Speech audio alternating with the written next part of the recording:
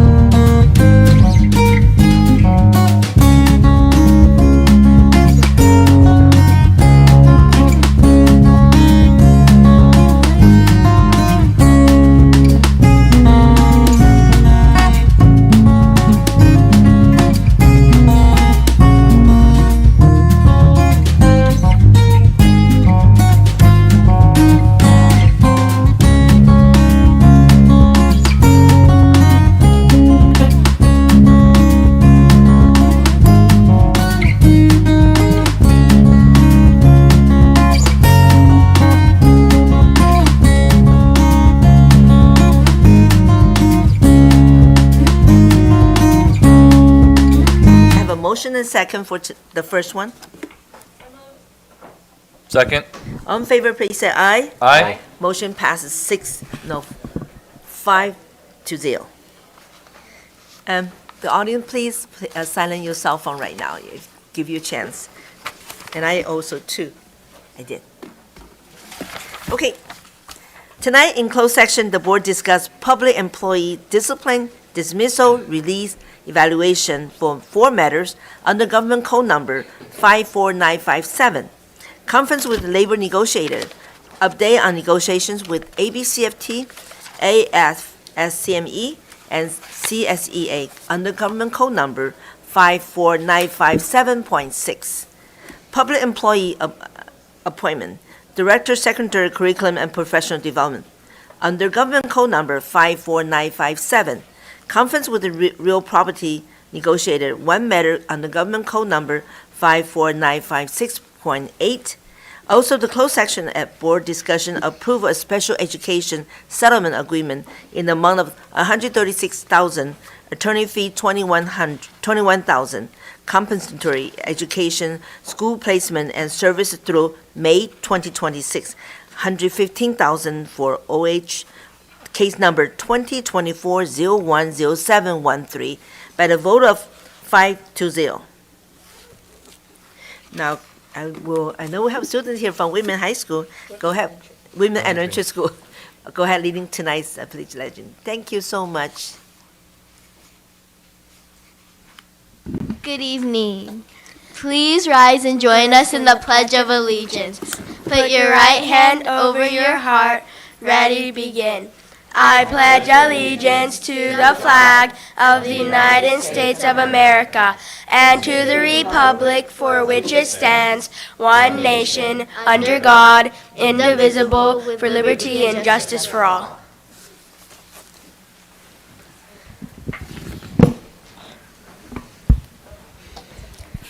Please remain standing for the Peace Builders Pledge.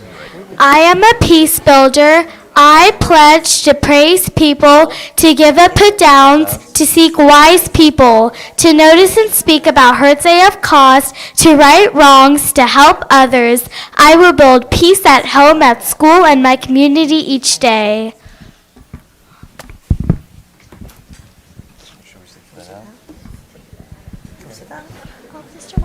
Can we sit down?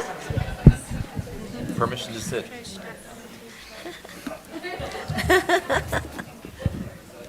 Good evening, Board President Say, Vice President Nishi, Clerk Noyola, and board members. Also, good evening to Superintendent Dr. Zietlow and members of the Cabinet. We are student council members of Whitman Elementary. This is Lele, Emmy, Olivia, Ritvik. My name is Zoe, and this is Milady.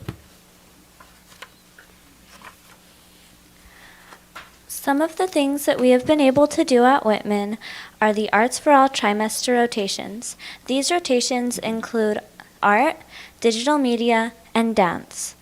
Another one of these rotations is robotics. Our robotics team learned how to code and problem solve. They got the opportunity to compete against students from schools across Southern California. Whitman has also hosted our first ever music and art festival known as Warrior Fest, where people who did art got to show their art displays, and students and vendors for our business clubs got to present their ideas. This is Mr. Marco, our school principal.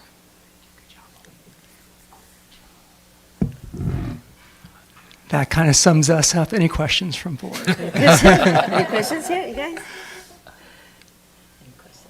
And I do have a board member, Miss Yu, right? Thank you, President Say. Whitman Warriors, welcome. Are you guys looking forward to the summer? Yeah. Are you excited? Yeah. Okay, well, thank you for coming out. You guys did such a great job. Thank you so much. We have another one, which is our Vice President, Mr. Nishii. So you're supposed to say, Ah. oh, no, I love our principal so much. We want to stay in school all year round, right? Right? Okay. All right. Good job. Oh, Bye. they left? Oh. All right. Well, they're so fast, I guess because of the elementary school. They have to go home and sleep.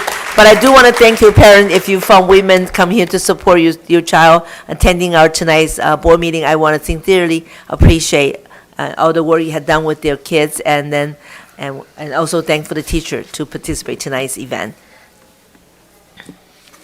So thank you, Women Elementary School. You know, I don't miss Women Elementary School dance night. And I always go in there to their dance with the kids. It was so fun. That was one of the things as a board I enjoy with the kids, all the event they have. So our next one is presentations. Wow, first place CIF swim champions. And we have Gar High School, Carlos Carama, and 100-yard individual butterfly stroke. Wow. And Cerrito High School, Clements Choi, 100-yard individual breaststroke. And then we also have the Cerrito High School, Anthony Dornov, a 200-yard individual medley. I like to see all three students here because that's my dream. Come on, yeah. Oh, Dr. Zillow. It's okay. Dr. Zillow. So we'll have you all come up, and then we're going to give each of you a certificate, and we'll do a picture with each of you. And so we'll start with Carlos. Okay, and later on, I'm asking my colleague to come up with a picture. Oh, okay.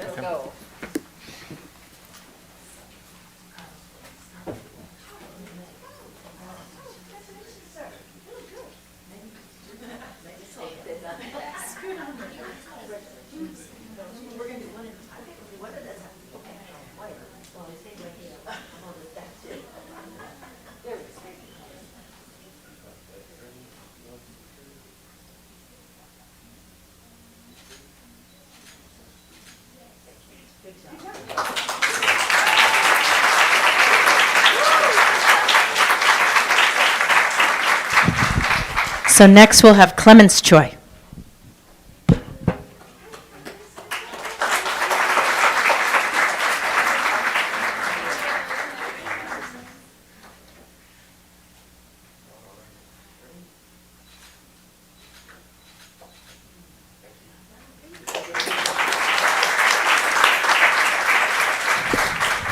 And finally, Anthony Dornoff.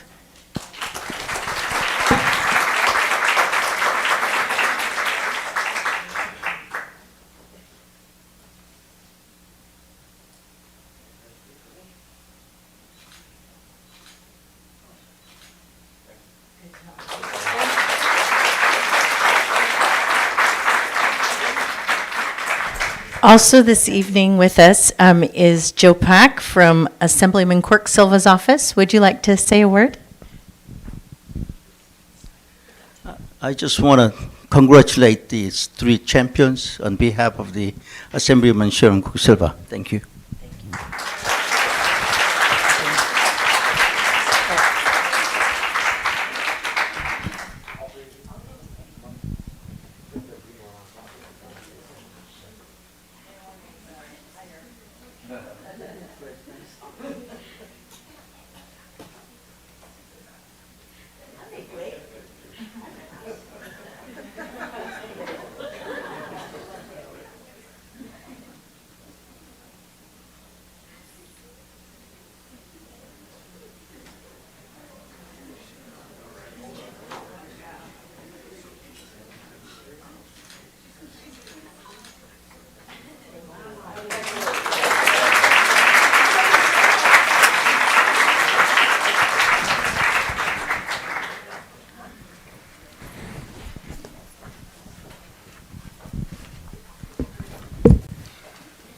Don't go, we have board member make some comment, please.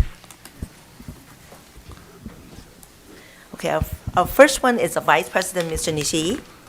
Yes, thank you, Madam President. So those three individuals who won CIF, they don't have a pool at their school, and yet they're able to get through and get the top honors. So that's an amazing testament to what they can do. They had to go distances, not just there, but they had to go to different places to practice all year round and excelled and did the best they could. So my hat's off to these kids who really worked hard, sacrificed. They don't even have a pool at their school, but they were still able to reach the top of their class. So thank you. That's it. Oh. Sue, you want to say, right? Yeah. I didn't see number. Okay, next one is our board member, Miss Yu. Thank you, President Say. I just want to say, really, the parents should receive the award. You know, going around giving rides and waking them up early in the morning and just all that support and love. And to the coach, her passion. I mean, when we have leaders who are so passionate, it just makes a difference in children's lives. And just for everyone in the swim team and just in the sports, I mean, this is the greatest support for mental health for our children. It reduces the time on the device, addiction, interaction with human, and accomplishing something, and just physical health too. So keep it up, everybody. You make already? Okay. I want to say the final words. Okay. Do we have anybody before? I just want to let you know, you look, Carlos, Anthony, and Clarence, look how they stand. I mean, this is not just only it's talk about the healthy, your posture. When you stood up, come over here, I say, Carlos, you like a doubt. Look at the way he stands behind the back, and also Anthony. You guys look good. And Clarence, you are too. You look so beautiful. I mean, because the swimming make you guys different. And I'm taking the class right now, not a swimming, okay? I don't know how to, but I'm going to. My summer, that's my goal. But I do want to let you know the swimming also correct my gesture, my back. I'm no longer like this anymore. I was standing straight. And they're the one, I took the class from adult school. So people here, you guys are very welcome to attending adult school. And we have a principal here. You can stay here. You can talk to them how to register our classes from here. Look at the 3 students we have. Wonderful. Thank you so much. And also want to thank you, the principal. I appreciate you come up here and the teacher to support our student and your student. Thank you very much. Well done.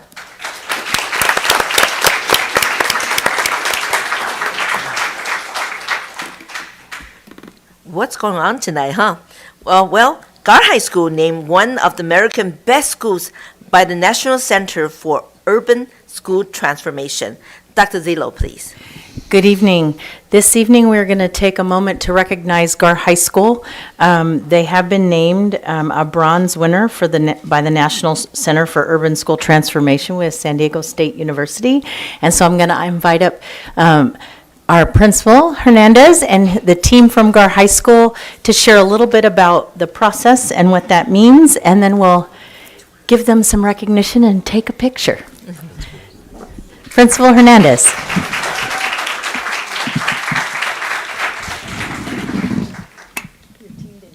No, they're all here. Could I have the GAR admin team and teachers please come up here?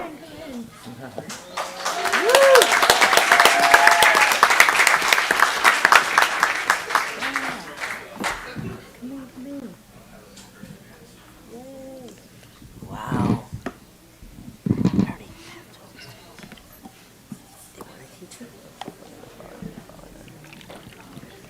I'll go ahead and start.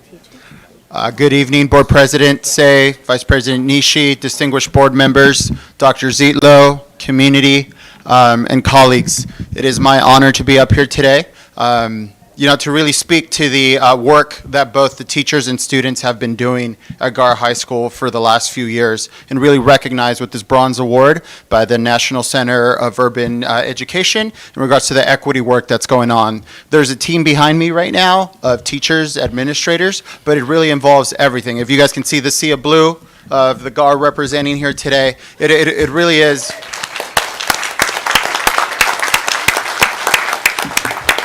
It really is a testament to the work that the students do day in and day out to be able to move that. And then also the teaching staff, right?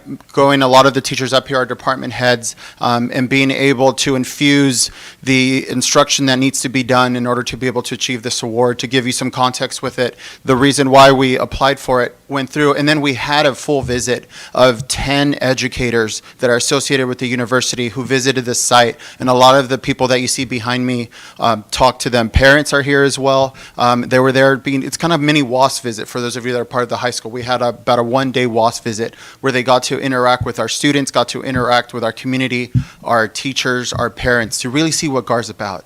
And being able to go through that, we're one of 10 schools to be recognized in the nation for this. Not everybody who made it to the finals received this. So it was truly an honor for us to be able to receive it. So it really is to the work for students that are GAR to be able to see themselves in the curriculum, be able to really connect, right? Connecting. That's what we talked about at GAR this year as an instructional framework, is being able to set up an environment where students can thrive and succeed. And due to the hard work of the teachers and then also the hard work of the students, we were able to demonstrate that. So it's truly an honor to be here today, and go Gladiators.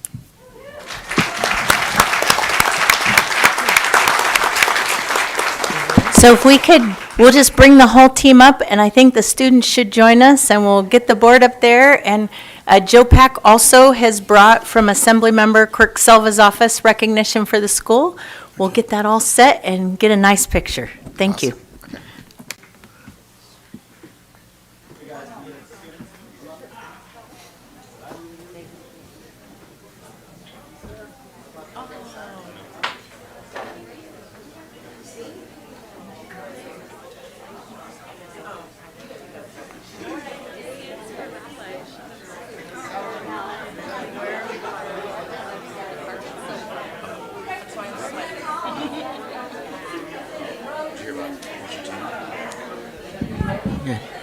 While they are setting up for the picture, I just want to say that Assemblywoman Sharon Cook Silva, who is a 30-year teacher herself, would like to recognize nice work. Thank you.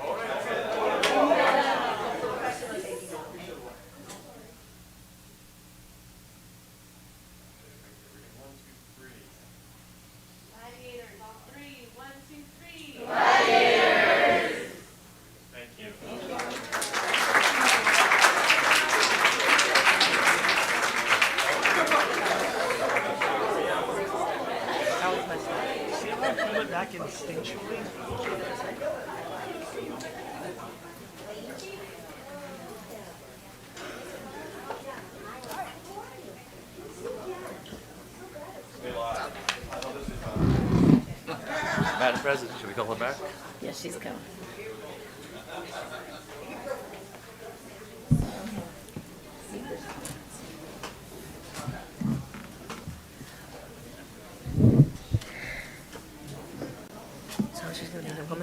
Okay.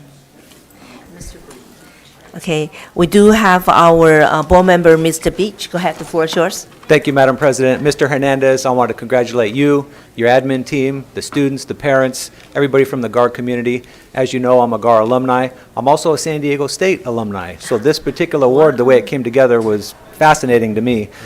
Great work. This is the first award we've received of this kind. You did a great job. We're going to miss you. Thank you, sir. Thank you very much, Mr. Beach. Thank you. Our next one will be our board member, Dr. Rios.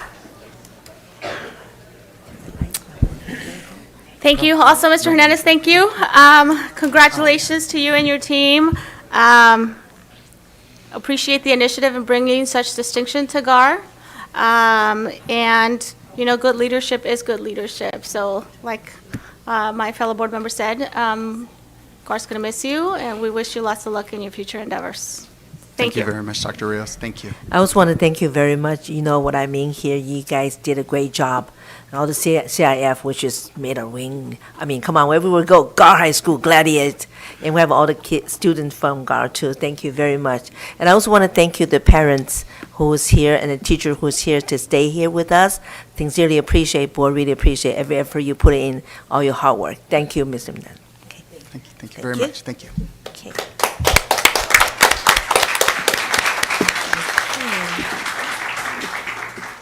Well, next one is 2023 to 2024 Student Board Representative. Dr. Zillow, please.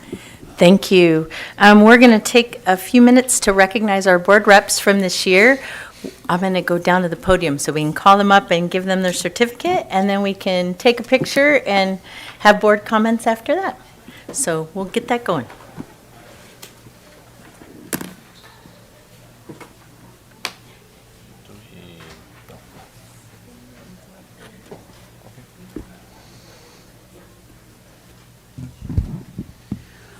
All right. Our first rep is Ashley Martinez from Artesia High School.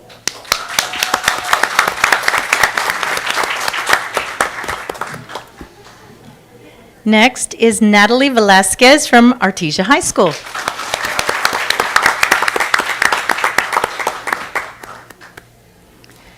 Next we have Dia Blanchan from Cerritos High School.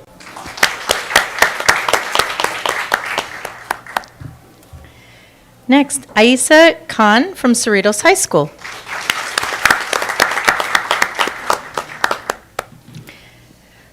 Malik Maniago from Gar High School.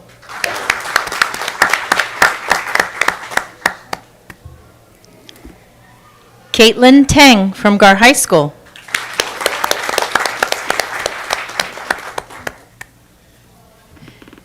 We have Jasila Navarro from Tracy High School.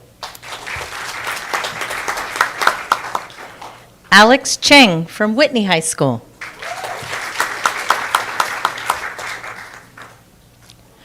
Eunice Liu from Whitney High School.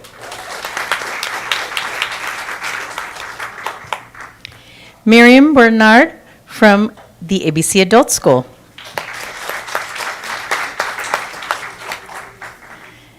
And also our rep from the ABC Adult School was Diane Ewing.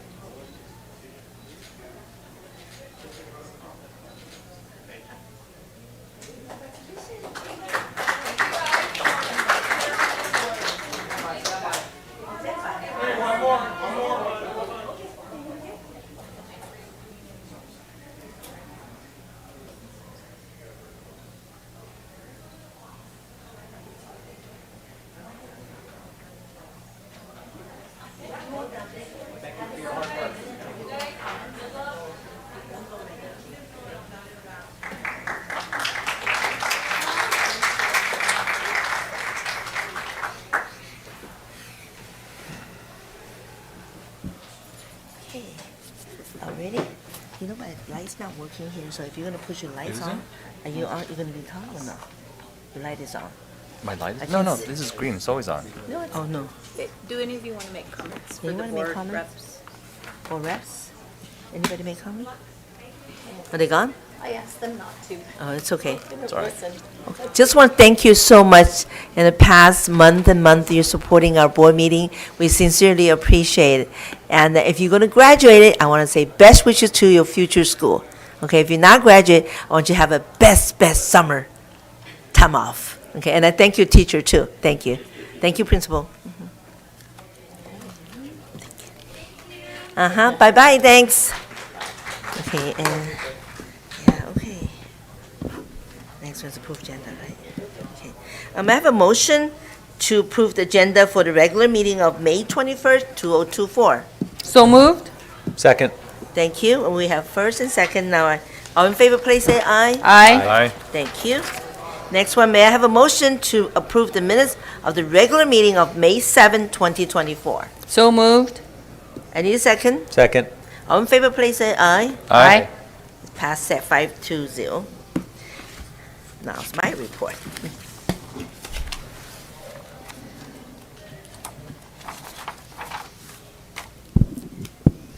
It is a busy time of the year, and I appreciate all the work our schools are doing to involve the community and recognize our students.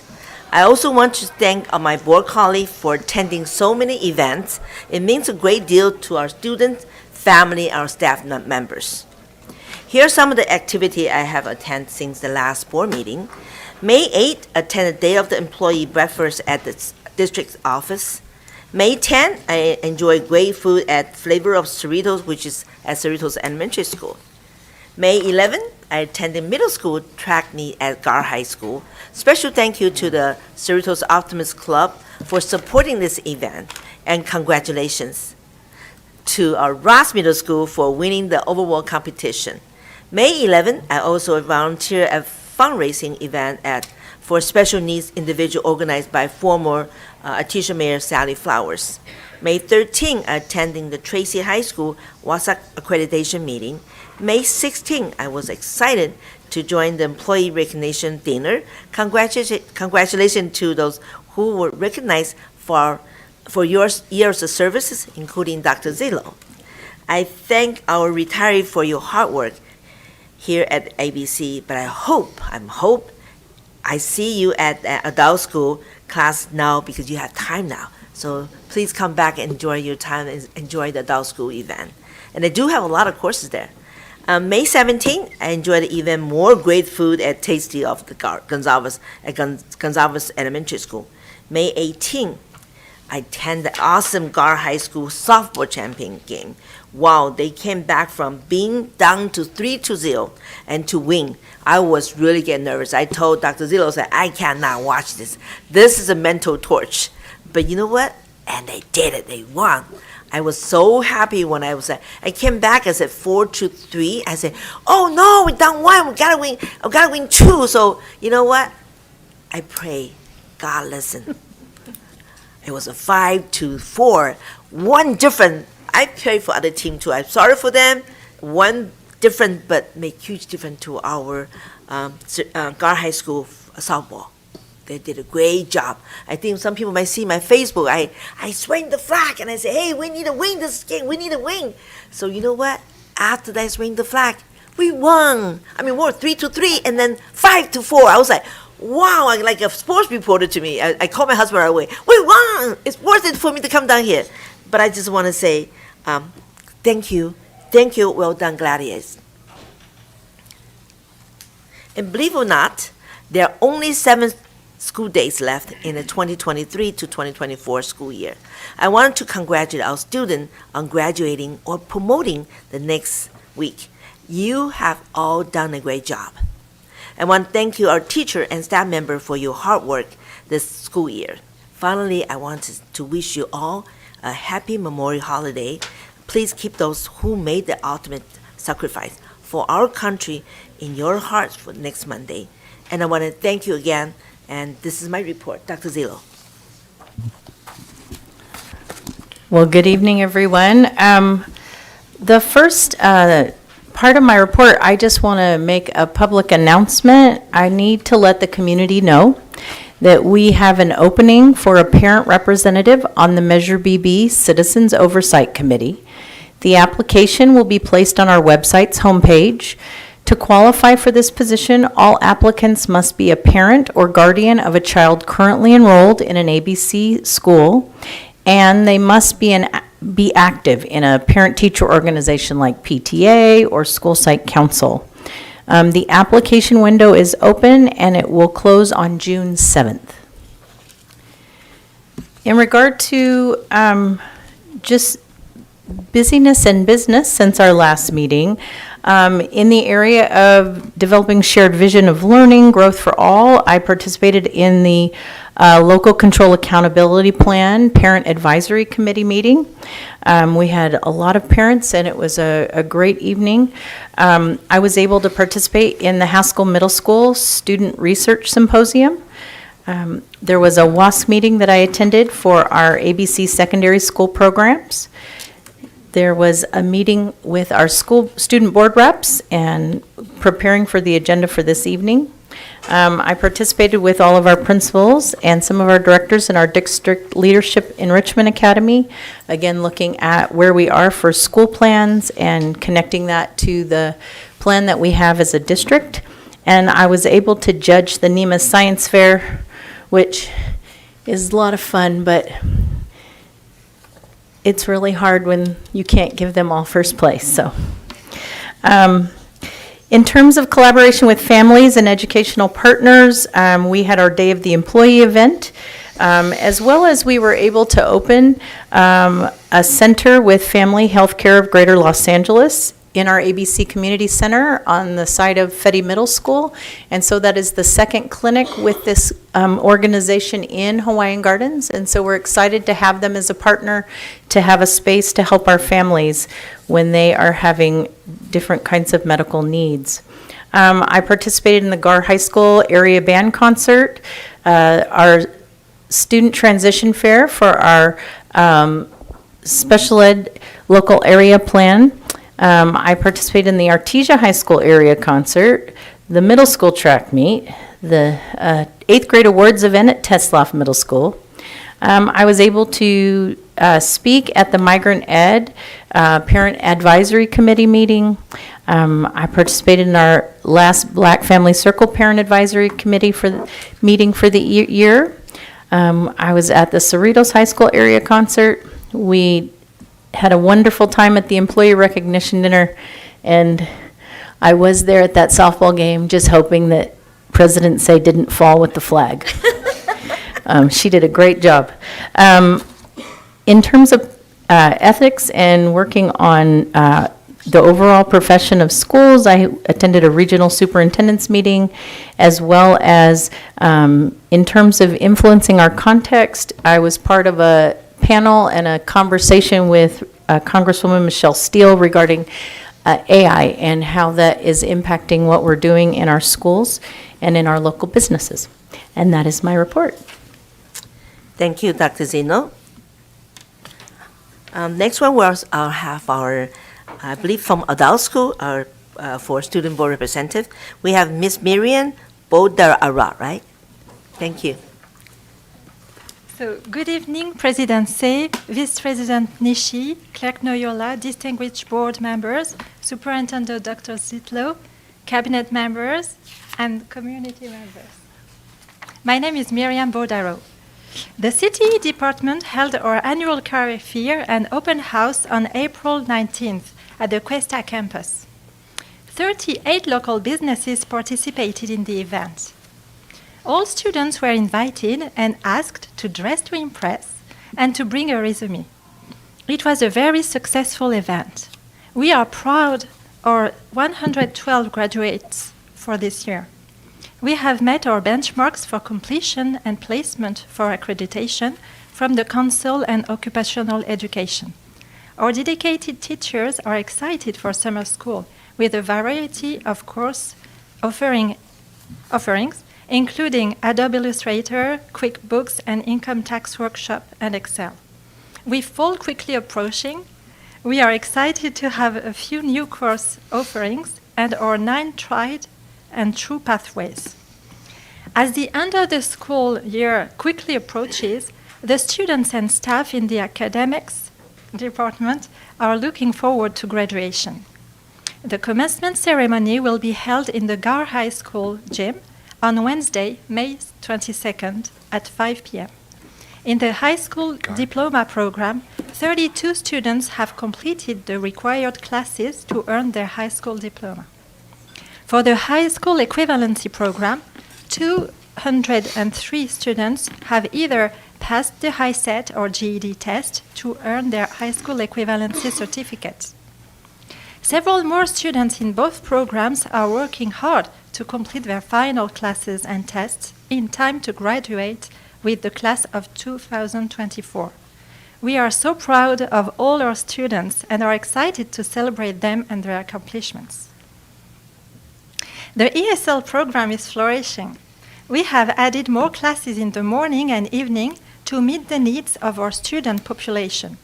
Students continue to transition to academics and will graduate with a GED, HiSED, or high school diploma. Our evening citizenship class is growing, and 5 students have earned their U.S. citizenship this trimester. ESL will offer 11 classes from beginning to advanced level this summer. Classes are free and in person at the Questac and Cabriolet campuses. ESL's International Day on May 3rd was a fantastic celebration of diversity and culture. Students performed cultural dances and showcased cultural exhibits. Over 30 countries were represented. We hope you can attend next year's. On May 6th, we held our annual Outstanding Student Award ceremony. This year, 38 students were awarded. The ceremony was held at the Cabriolet Auditorium, and the parent education 3.5 to 4.5 years old and 4.5 to 5.5 year old classes opened up the event with the Pledge of Allegiance and a rousing version of This Land is Your Land, This Land is My Land. The children all wore patriotic red, white, and blue. We continued the tradition and invited city officials and politicians from the nominated student cities, congressional, senatorial, and assembly districts. The Parent Education Department has had a very successful spring semester. Families recently participated in a bike parade at Cerritos Park East and the annual trip to the strawberry fields at Tanaka Farms, where children picked vegetables, learned about farm animals, and of course, ate tons of strawberries. Another highlight was when all 15 parent ed classes attended the mini Olympics at the Dameron campus. After completing Olympic games and crafts, the children received medals and had a wonderful time playing with friends. Still upcoming is a pre-K graduation, complete with caps and gowns. Many of the children will be attending kindergarten this fall at ABCUSD schools. The school year will close out with a Bubble Palooza event for all the classes. Parent Ed will continue this summer with 4 sessions focusing on animals and community helpers. Priority registration is also already underway for fall classes. Community education teachers and students are very active in the community. Instructors Todd Tabon presented the workshop Healthy Parents, Let's Learn About Exercise at ABC Adult School's Parent Leadership Academy. Instructor Diane Jun taught line dance to the Nimes preschool teachers. Chinese folk dancing instructor Linda Yao and her students performed at the 2024 Chinese New Year celebration event. An upholstery student is reupholstering a child-sized sofa chair to donate to a church. Calligraphy instructor Barbara Krause has been invited to Rochester, New York, and Mystic, Connecticut to teach calligraphy workshops. Additionally, she and her calligraphy students have a local event coming in October at the Maloof Museum in Alta Loma, celebrating the 50th anniversary exhibit. The students are very excited. We have several community education classes being offered during summer school, including flower therapy, special event flower design, learning your sewing machine, and upholstery basic techniques. The Adults with Disability Department will also be offering workforce skills summer school classes at 2 locations. Thank you so much for your continued support. Thank you, Ms. Miriam. Do we have any comment from my board colleague here? Okay, we have our Vice President, Mr. Chi. So sounds like a great program. How do you come to the adult school? So actually, I wanted to improve my English because English is not my first language. So as my second daughter went to kindergarten, I have more time, so I could take classes in the ABC Adult School, in the ESL program. That's great. I had my contractor started from a foreign country. He was from Lebanon, And he had nothing, nothing in terms of education. He went to adult school, he got his MA, he started his own business, and he is always grateful to the ABC Adult School because of the ability to advance and become really successful, millionaire. So anyway, just saying, it's free, everybody can come join. Thank you. Thank you. You're not alone. I came to United States. That's the first class I'm taking from adult school ESL program. Yeah, Nice. you're great. You're really great. You did. Thank And I you. also want to recognize our adult school principal here, Miss Amaya. Is that right? How did I say it? Amara, right? And can you stand up, please? You did a great job. You did a great job. I have to speak out this time to recognize what you've done that award night. You invite everyone. You really proved that communication to all. That day was not just one council member, one city, but invited all. And it included Michelle Steele, and also our local assemblywoman. I want to thank you very, very much. I was shocked with all the Atisha, Bellflower, Lakewood, and Cerritos, they're all there. I was like, whoa. I was sitting behind the back and said, wow, Nancy, great job, well done. Thank you so much. I promise you I'll take summer class too. The flower arrangement, that will be my 10 years. But thank you so much. You did a really great job. Thank you, Ms. Miriam. Thank you.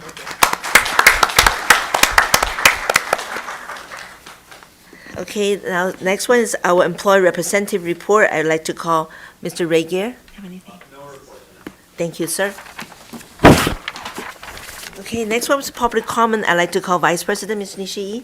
Thank you. Persons wishing to address the board should fill out a card located at the table over there and place it in the silver tin. Speakers will be called in sequence during public comment section, which is limited to 1 hour. Each speaker to one presentation of 5 minutes, unless the board wishes to waive the time limit. Those who have a group concern are encouraged to select a spokesperson to address the board. Please remember that the board is unable to directly respond to comments made during public comment section, and neither the board nor the district staff shall verify the accuracy of the statements made during public comments. Persons wishing to address the board on a specific agenda item at the time the item is under discussion are limited to 5 minutes at each and will be called to speak following the staff comments and prior to the board's discussion and taking action. Adverse remarks about a person's race, ancestry, ethnic group identification, religion, color, national origin, sex, sexual orientation, gender, mental or physical disability, or age may not be made.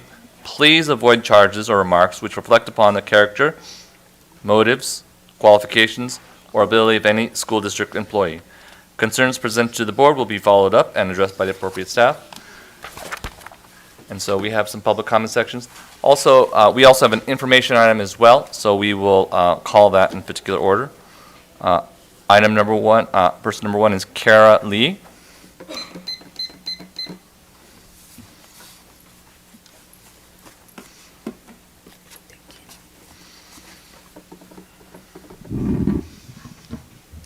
Good evening, President Se, Vice President Nishi, board members, Superintendent Dr. Zillow, staff, students, parents, and community members. My name is Kara Lee.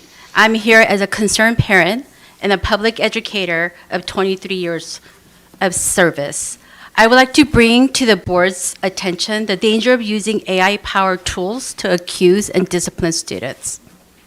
I myself did not become aware that this was happening in our district until my 9th grade daughter was wrongfully accused of academic dishonesty last week by her English teacher. I was informed that an AI-powered Chrome extension called Brisk was used to generate a video prediction of her writing process. Since then, I have asked the district policy on the usage of AI-powered tools, but I have not seen a copy of it. I think we could all agree that teachers are overworked and many are feeling overwhelmed. Brisk actually has great features to help teachers. It can take a document or a content of a website and recreate them into various reading levels. It can generate tests and help teachers to give automated feedback to their students' writing. However, it also has an AI detection feature which shows the likelihood of a student's work being AI generated. However, AI detection tools cannot be considered foolproof or even reliable at this time. Furthermore, it should never be used as a conclusive evidence to challenge academic honesty. According to a blog written by Justin Gluska, AI writing detection relies on reverse engineering language patterns to determine predictive text. This means that machine breaks down a piece of text and then uses algorithms to detect patterns within those words.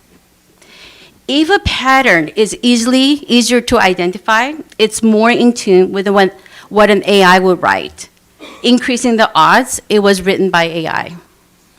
My daughter was alleged to have used AI to generate a section of her poem about her name. This was a created poem. Now consider for a moment what a poem is. According to the Oxford Dictionary, a poem is a piece of writing that partakes of the nature of both speech and song that is nearly always rhythmical, usually metaphorical, and often exhibits such formal elements as meter, rhyme, and stanza. In short, a poem is full of patterns of sounds and word combination that are often predictive in their arrangement. It is common knowledge within the technology community that AI detection tools are known to make many false positives. For this reason, many universities have decided not to use those tools. Then it is crucial to consider the harm that may be inflicted on students when they are falsely accused of academic dishonesty. Victor Lee, a professor of learning sciences and technology design at the Stanford Graduate School of Education, states, AI detection tools are imperfect. And there is a serious harm risk associated in that, in an incorrect accusation. It's a very serious accusation to make. At this time, I would like to ask the board and the executive staff, how can we accuse and discipline students by using AI-powered tools without any district policy or procedures to guide the process? And how many students are currently being falsely accused of academic dishonesty through hasty application of these AI tools without regard for the student's due process? I urge the Board of Education of ABC Unified School District to take the lead in setting clear procedures and guidelines for using AI-powered educational tools for teachers and students. 1 minute. AI-powered tools should be used with a healthy dosage of critical thinking skills by both adults and youth alike, so that it can enhance, not negate, the experiences of education by our children. Thank you.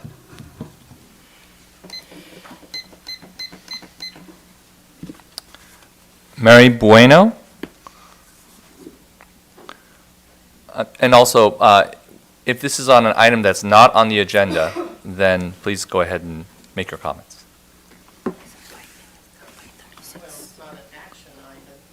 If it's already on the agenda, then you would speak at the time that that particular item is being called. Even an information item, it's not a formal, not for action or anything? Yes? How about reporting on the last meeting that I attended? So if it's actually on the agenda or pertains to an item that's specifically on the agenda here today, then you would speak during that particular time. And I think it's actually going to come up pretty soon, so you won't have to wait too long. We'll move earlier, yeah. Kirit Kumar Chauhan. Similar statement. If it's an item that's currently on the agenda, then you would wait for that particular item. Hello, board members. And no, it is not on the item. In fact, I am here wearing the shirt which says, "Walk in my shoes, walk a mile in my shoes." Why would I say that? I was well impressed with the AANHPI presentation that was done at the last board meeting.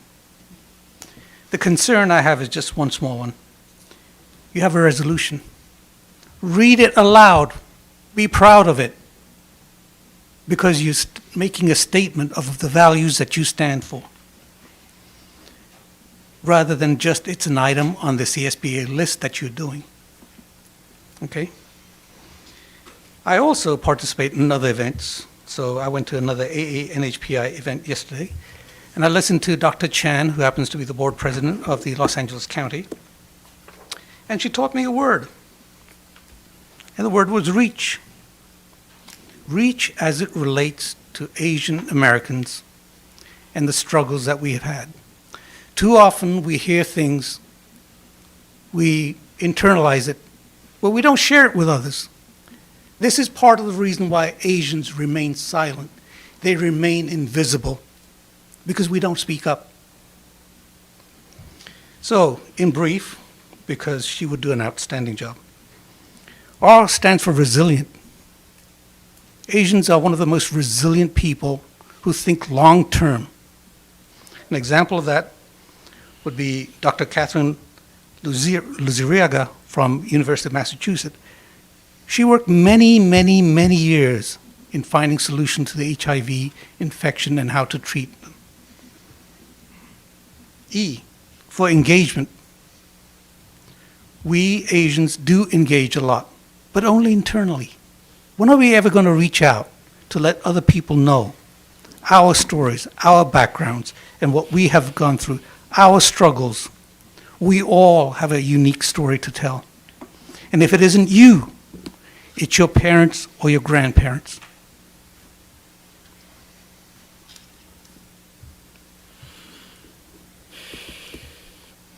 We get into engagement. Dr. A.J. Butt, a computer architect. What did he invent? He didn't invent anything. He was on a team that created something called USB. But it was not the USB, it is the actual interface. The problem they were trying to solve is how do you connect printers to computers? In order to connect any device, you need a language, just like the language that we use. So you have to develop a device that will connect, it will communicate, it has to say, hello, I'm a printer. Hello, I'm a flash drive. This is what our kids need to learn. Communication is very important. C stands for community. There is no better example of community than our Pacific Island brothers. Aina, aloha. You know, they are so embedded in the group togetherness. We use the word ohana so, how can I say, pedantically. But do we really embrace the concept of ohana? Do we really support each other? And then H is for hope. No matter what struggles we've been through, there's always hope for a better future tomorrow. For us, our children, our community, let's tell our stories. Share with each other our struggles, our pain, our hopes, our fears. We don't do enough of it. But I must applaud you for the last presentation. My hat's off. Thank you.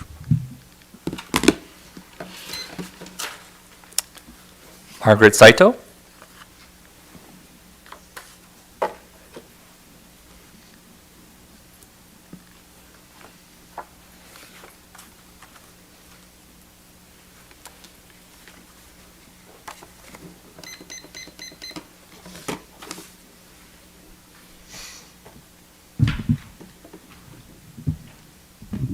Now, one of the items that I want to speak on is on the agenda. So do I wait to that and have to go fill out another card? You would wait, but you don't have to fill out another card. Okay. President Say, honorable members of the board, Superintendent Zelo, staff members, community members. My name is Margaret Saito, and I'm a community member. I want to talk about inter-district transfers. I appreciate the effort that has been made in processing the inter-district transfers, but I think we could be better. Think about this, okay? We should have a process in place. We need people to come into the district, okay, to help us, okay, with our enrollment, to raise our enrollment. So, you know, like a mortgage, you can get pre-approved for a mortgage. Why don't we have a pre-check desk that we can have people who are interested in coming to the district go to a pre-check desk. Someone can go look at their documents and make sure that they completed it and say, okay, these documents you need to fill out, and this is what the probability, because at that time we're going to know what the probability, because certain schools are going to be full because you've already done the intra-district assignments, okay? But like a pre-approved mortgage, they pre-approve you for a certain amount, Okay, so you're going to have an idea of the area that they can select from. And I think this would help us. And also, I'd like to see, we have to do something about the bureaucracy. You got to be able to cut it down to a week. Okay, you really have to move bureaucracy, because if we want to get these families in, if they, at this particular time, you know, they're concerned, well, where's my kid going to go? I have this other school that's saying, well, are you going to come to us? Or are you going to go, what are you going to do? You know, so they're trying to make plans. So I think we need to look at our bureaucratic procedures. Let's cut them down to what is essential, and let's move the process to really help bring in families, okay? Because that's what we need to do. So we could do a better job at PR, okay, at the schools. For all schools, I think it's great, the achievements, but let's shout it from the rooftop, okay? And let's really get these schools, all schools, but especially the schools that need enrollment, get them together. You know, let's get the school and have town halls and see what we can do. Let's look for best practices in the schools that are exceeding and excelling. And let's meet with them and let's see what we can do to change the culture, okay? But thank you. Andrew Gutierrez.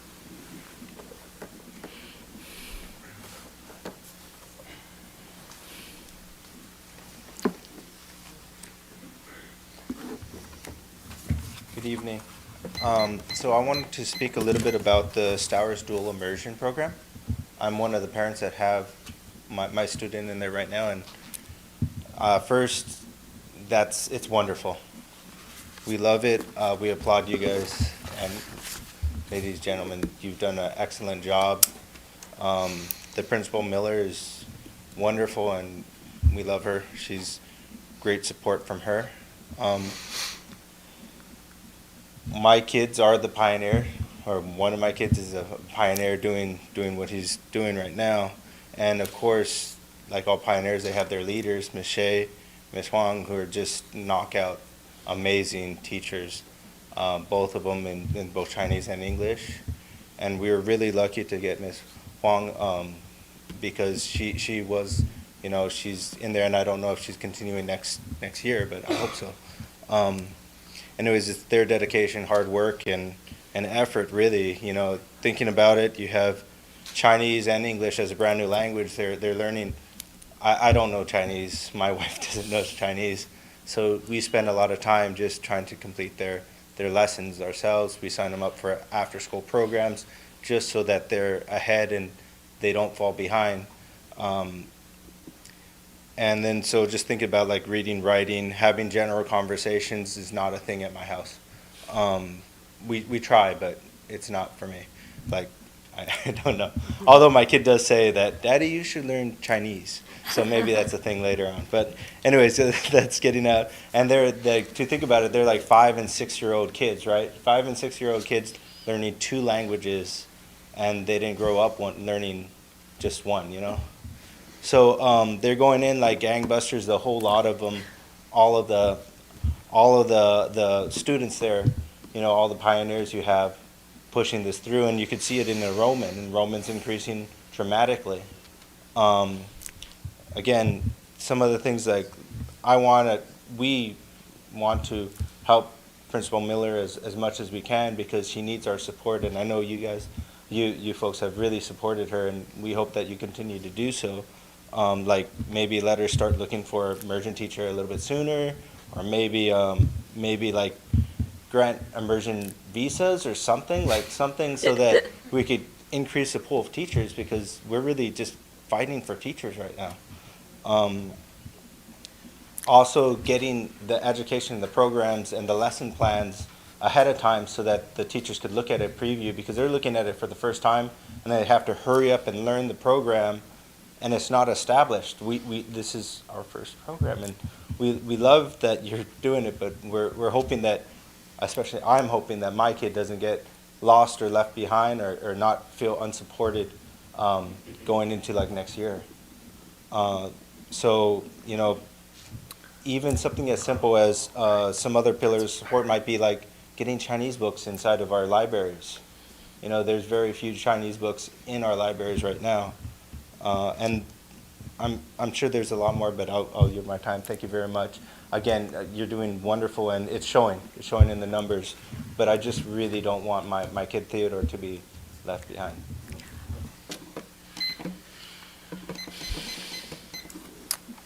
Jerry Lay, or Lay.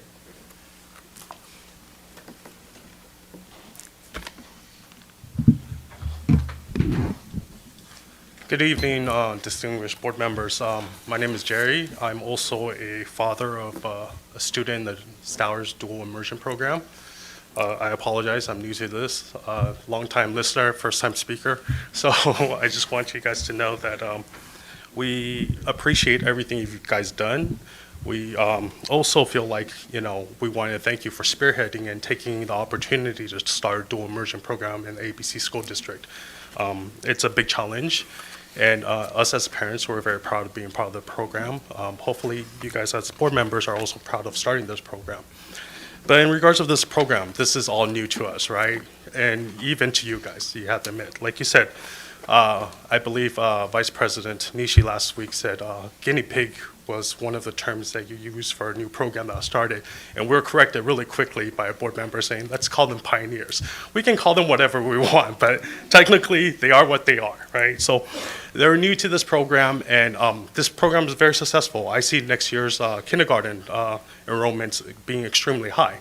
But the only thing I just hope that we don't forget is the first year class. So in regards to the first year class, I would hope that we can lead by example by providing them a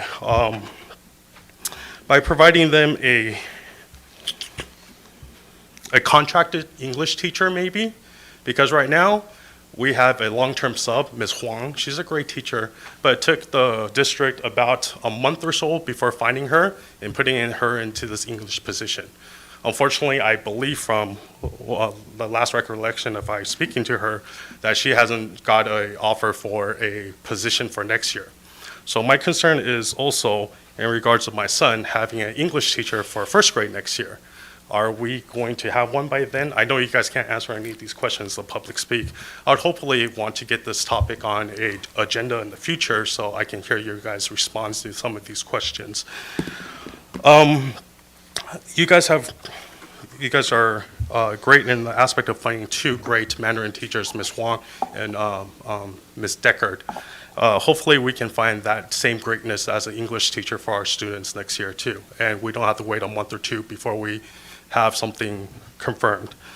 Next thing, in regards of books and curriculum, you know, when we started this school year too, same thing.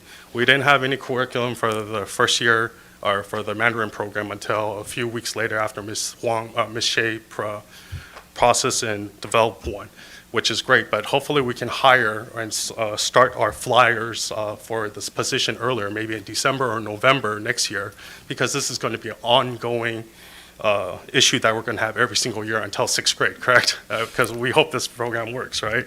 And I don't want to lose any students to racism by lose any students or other parents who might not be interested in the program because they don't feel like they're getting the proper support. If we lose 3 students every year, by the 5th year, we might have less than 15 students in this class. Are you guys going to guarantee us an English teacher and a Mandarin teacher for a class of 15? Right? So it's an ongoing process, and we hope to get teachers a little bit earlier, maybe invest in other things like work visas for all these students who come over here on student visas. They're great teachers from foreign countries who speak the language, but they just need a work visa to work here. I know other counties like San Diego and everything hire through work visas. Last thing,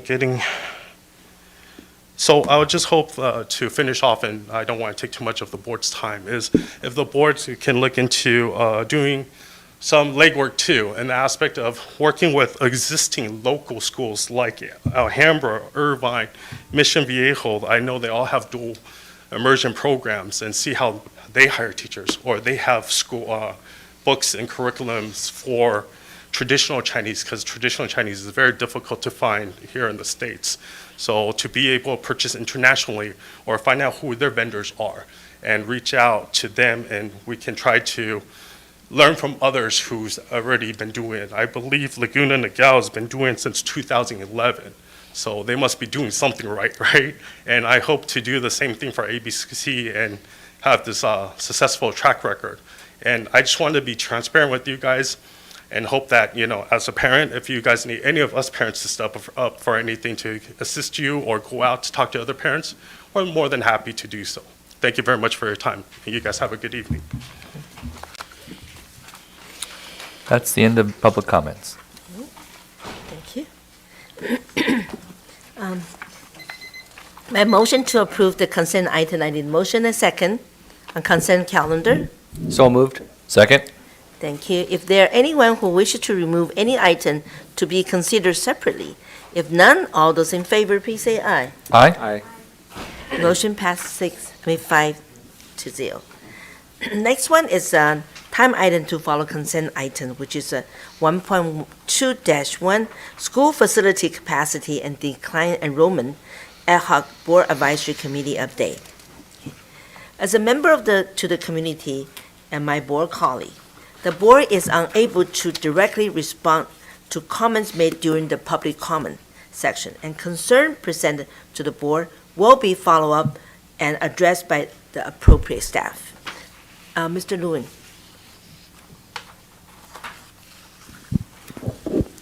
Thank you, President Say.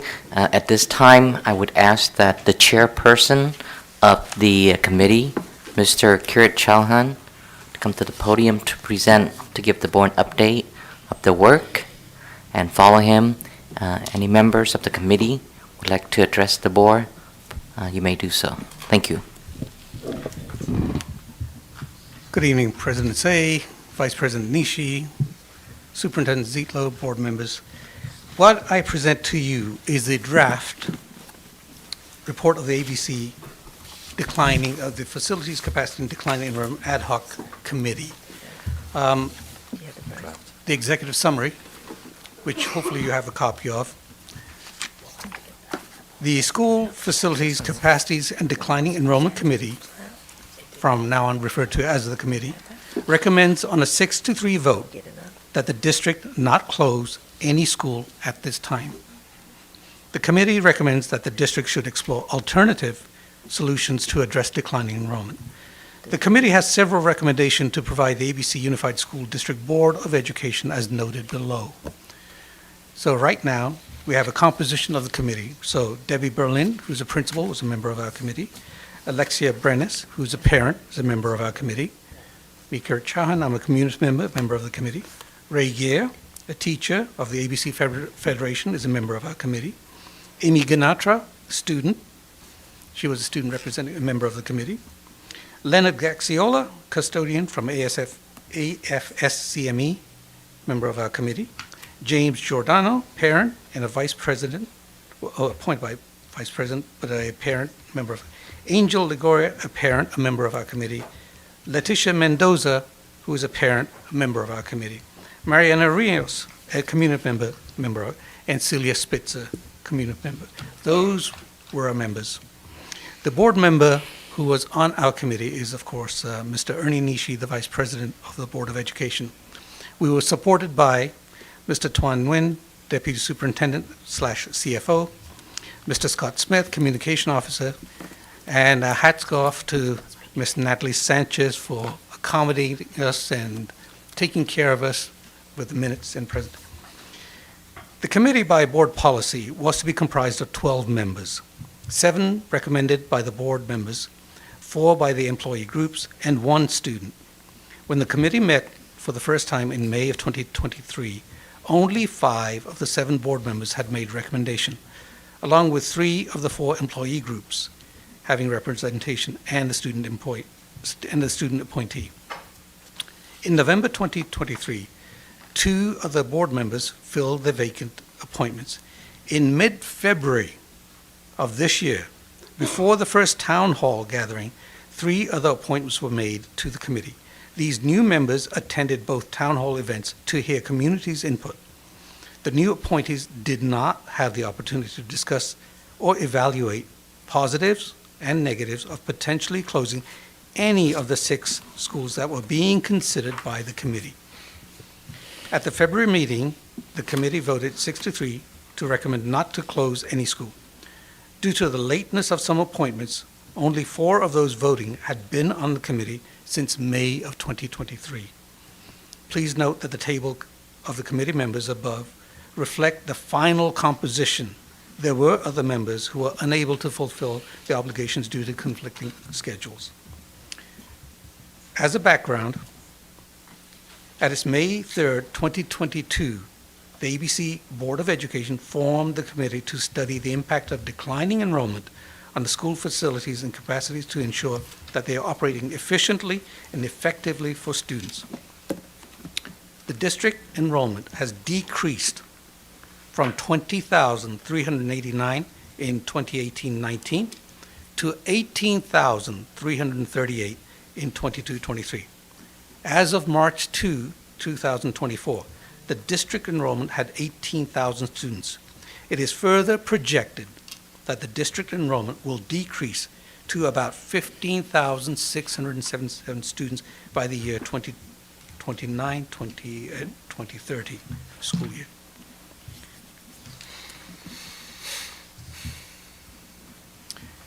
I am not going to read the charge of the committee because that was all spelled out by the board and the duties and the responsibilities of the committee. Neither am I going to read the criteria because we looked at some of the data. However, I will read the meetings schedule. We had our first meeting on May 17th, June 14th of 2023, July 19th of 23, August 16th of 23, September 20th of 23, October 18th of 23, December 13th of 23. We met again in January of this year, February 21 of 24, March 20th, April 17th, and May 15th. In addition, the committee held 2 town hall meetings on the following dates. On Wednesday, February 7th, we had a meeting at the Artesia DES Portuguese Hall in Artesia. On Thursday, February 15th, we met at the C. Robert Lee Community Center on Pioneer Boulevard in the Hawaiian Gardens. So we followed the timeline to the degree that we could. So the process and recommendations that we have. Based on the charges and duties and responsibility and criteria set by the Board of Education, the committee held monthly meetings to study, examine, analyze, and discuss the following information. 1, the Fall 22 projection report created by the Davis Demographics. 2, the Long Range Facilities Master Plan created in 2017 by WLC Architects. We looked at the school capacity data. We looked at the criteria for possible consolidation. The 2024 enrollment report. We looked at the operating cost of an elementary school. We updated the matrix in December, it was on December 13th of 2023, and data related to the 6 schools. After 6 months of studying the information, the committee finalized the criteria. And it's important, we finalized the criteria to be used for consideration for possible school closing. On December 13th, 2023, using the updated criteria matrix, the committee produced a short list of 6 schools for further consideration. And those schools happen to be 1, Aloha, Ferguson Elementary, Hawaiian Elementary, Juarez Elementary, Kennedy Elementary, and Willow Elementary. The committee conducted the 2 town hall meetings to receive feedback and obtain qualitative and qualitative data from the community as a part of its process. The 2 town hall meetings were well attended. It is estimated that approximately 300 students, teachers, parents, legal guardians, elected officials, and community members attended each meeting.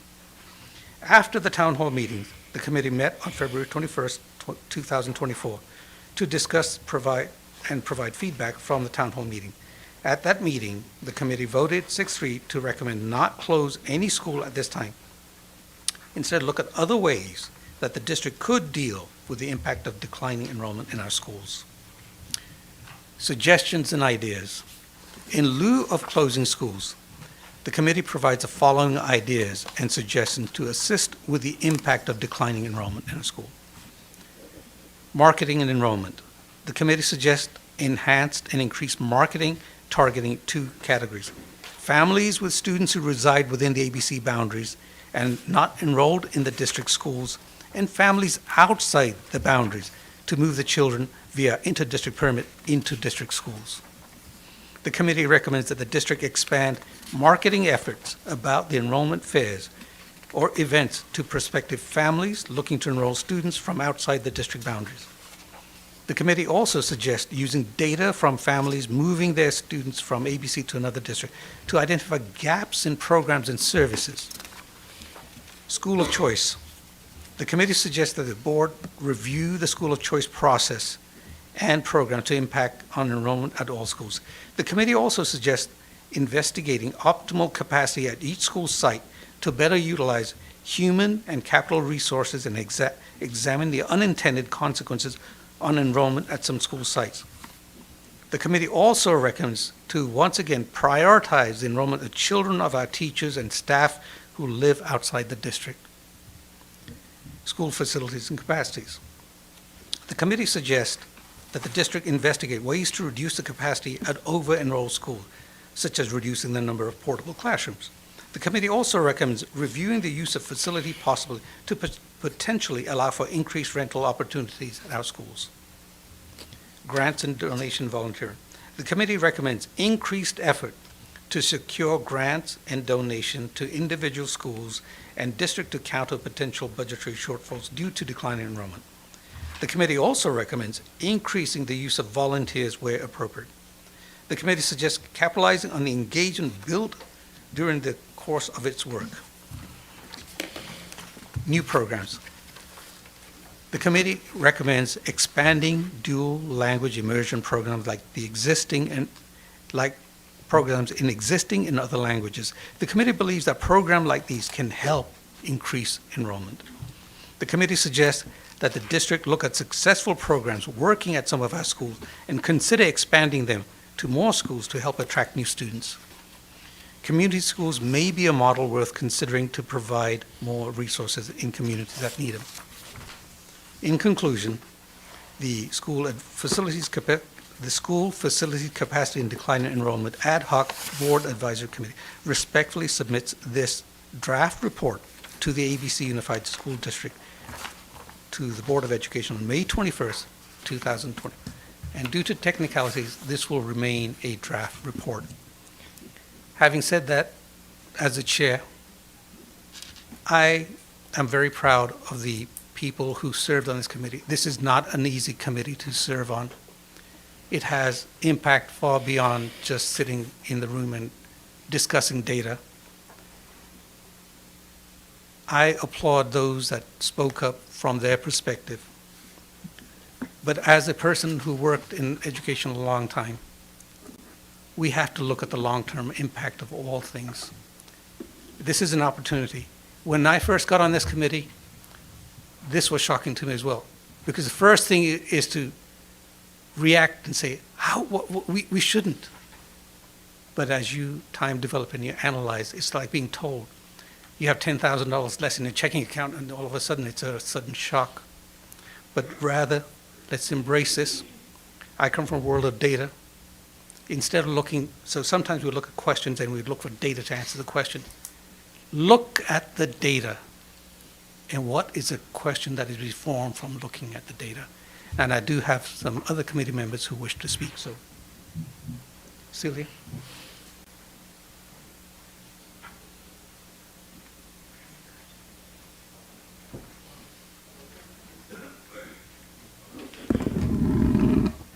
Good evening. When I was appointed to the Declining Enrollment Committee 2 years ago, I was looking forward to going through the process that would result in recommending to the board specific elementary schools that met the most criteria for potential closure. I am greatly disappointed that this committee did not complete the task assigned to it by you, the board. From May through December of last year, we were progressing as per the schedule adopted by the committee with the goal of presenting specific sites at tonight's board meeting. At our December meeting, as Curate mentioned, we narrowed the list to 6 schools for further consideration. As it turned out, the 6 schools were in 3 pairs geographically, and we didn't know that was going to happen. Applying additional criteria would have determined which school in each pair would be the more appropriate to recommend for potential closure. At later meetings, as well as at the town halls, not surprisingly, the numerous speakers all opposed closing their child's school.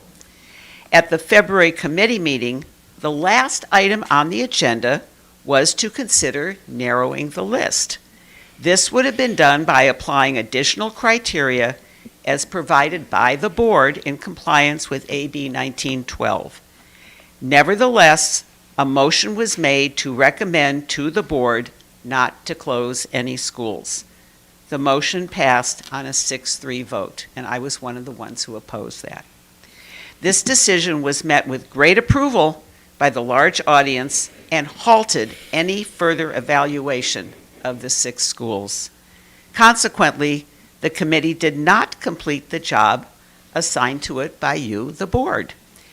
ABC will continue to be faced with declining enrollment as well as declining funding, resulting in the depletion of ABC's reserves, and the need to close some elementary schools will still remain.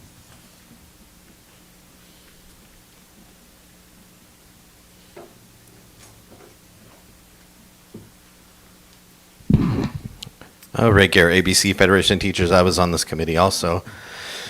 I'll just be honest, it was messy.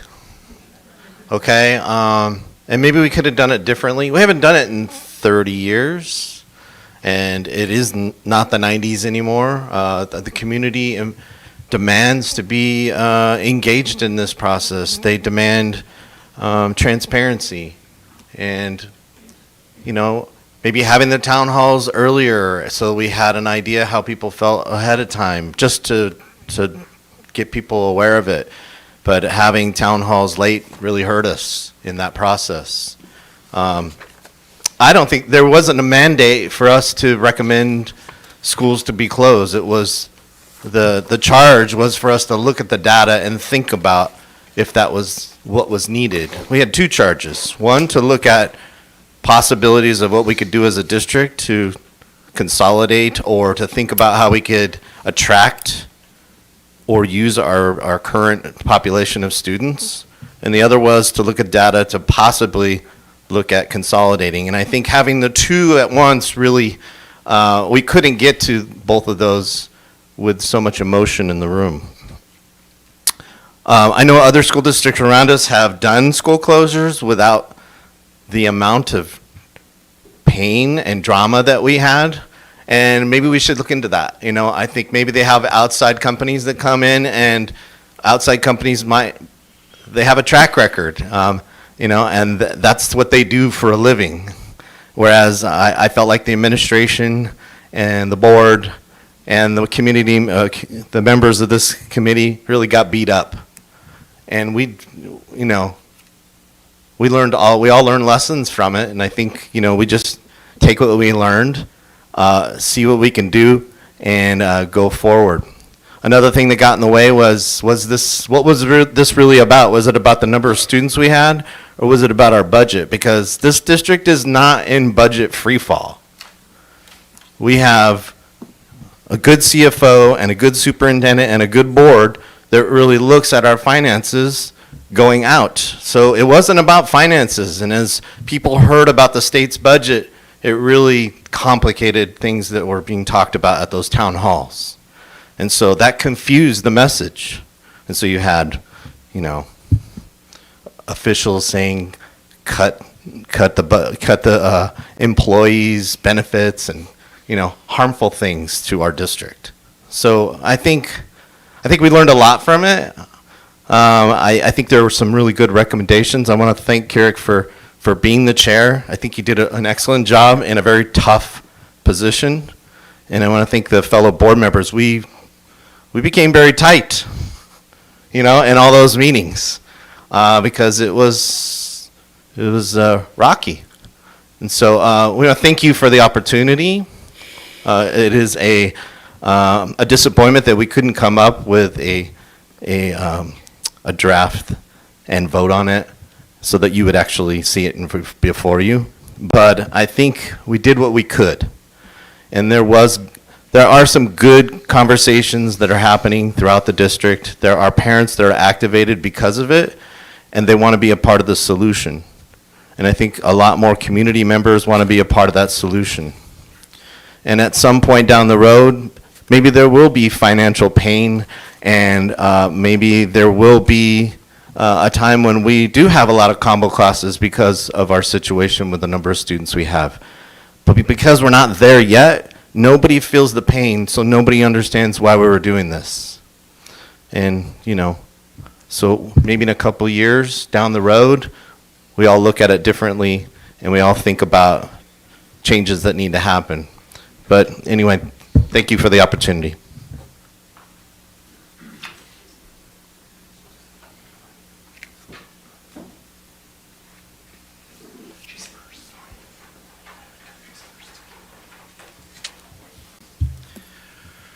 Hello. In my job as a financial advisor, I am often tasked with helping people overcome waves of emotion in order to help them make sound long-term decisions to accomplish their goals. In the case of this committee, that wave of emotion came as a tsunami right from the start of my time with the committee. I believe it is that abundance of emotion that has ultimately prevented this committee from completing the task the board asked us to do. This decision process began several years ago when the board noticed a continued decline in enrollment and hired a demographer to make some projections about future potential declines. At that time, the report was filed, and the general belief was that the demographer was being overly pessimistic. As it turns out, the numbers at ABC and across the state were worse than the demographer had projected.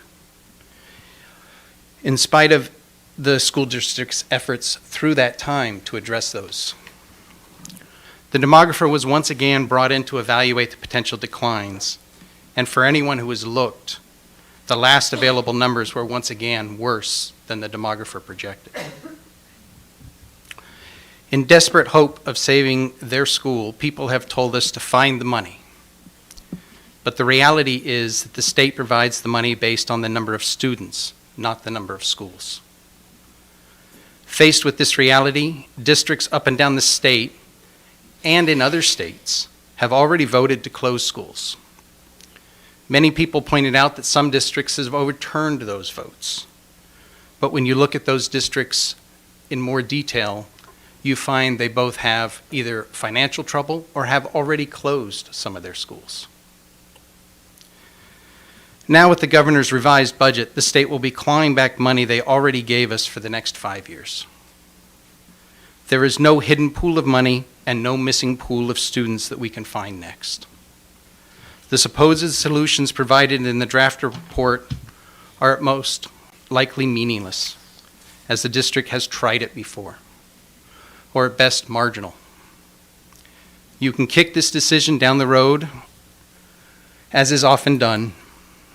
You can make it somebody else's problem, but the very fact is that every ABC student is feeling this problem. And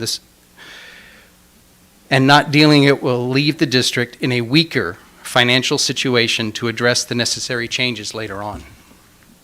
My opinion is not popular here, and I have no gain either way.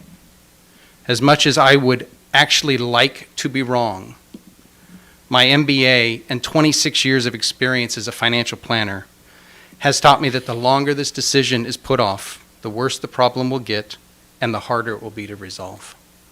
Thank you.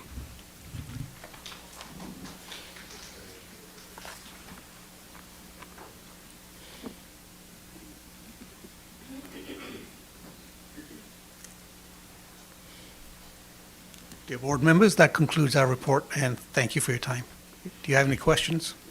I think we do public comment. The public comment first, yeah. Okay. And then we'll have questions. Yeah. Mary Buena?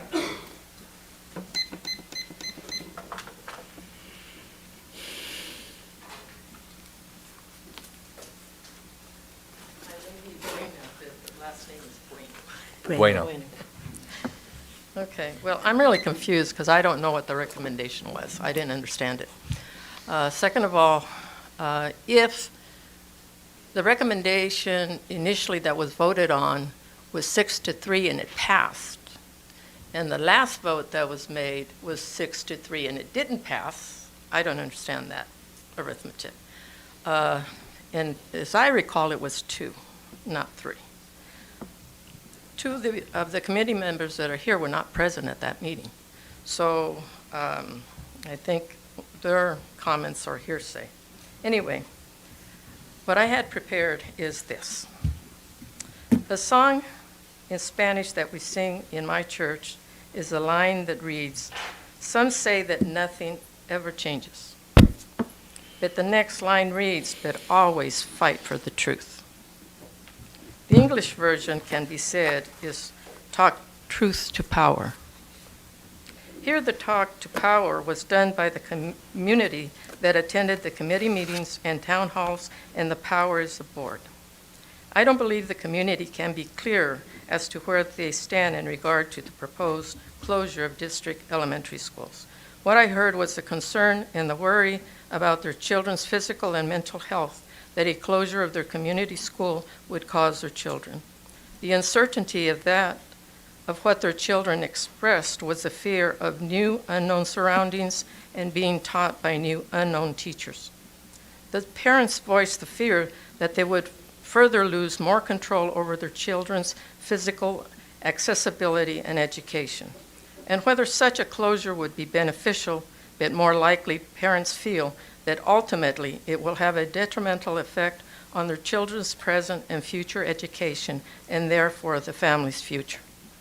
So it's one thing for numbers versus feelings, beliefs, anxieties. So one of my questions to you is, what's going to be your legacy? Have you done everything in your power to hear the community you represent, and that the district has done everything in its power to alleviate the community and parents' concerns regarding the education and well-being of their children? Or is the district going to do whatever is most experience? 2 minus 1 leaves 1. That's not enough for some people. Again, what will be your legacy? That on your watch, the closure of elementary schools were approved, which may be said was done in spite of the mental pain and suffering and educational harm to those few for the benefit of a particular group or area, which was one of the themes and one of the comments that was made by the parents and community members in an area that is predominantly minority and low income versus other areas that are not. And if those elementary schools that are closed in those areas that are minority and primarily Spanish-speaking, because as I understand, Hawaiian has like 35% Latino and Ferguson 45, or vice versa. I get them confused. So, you know, it's one thing, and I agree with one of the comments that was made right now, that unfortunately, in the first comment that I made, when the first statement that I made at the first town hall was lack of transparency, and it's continued throughout. At the meeting that was done at the committee level to look at the report or prepare a report, a draft, you know, we were there, and the committee members that were there at that point, it was approved. 1 minute. Okay, thank you. But at the last meeting, when everybody thought it was basically a done deal, it blew apart. And I think the comments or the lack of comments that really upset everybody was nobody offered any explanation why they did not vote for what was originally recommended. And so right now, the presentation of the report was not presented to anybody, was not presented to the public. This is new, and like I said, 2 of the 4 that are here were not there. So I'm confused again. I would like the board to explain to me what the recommendation was. Thank you. Margaret Saito?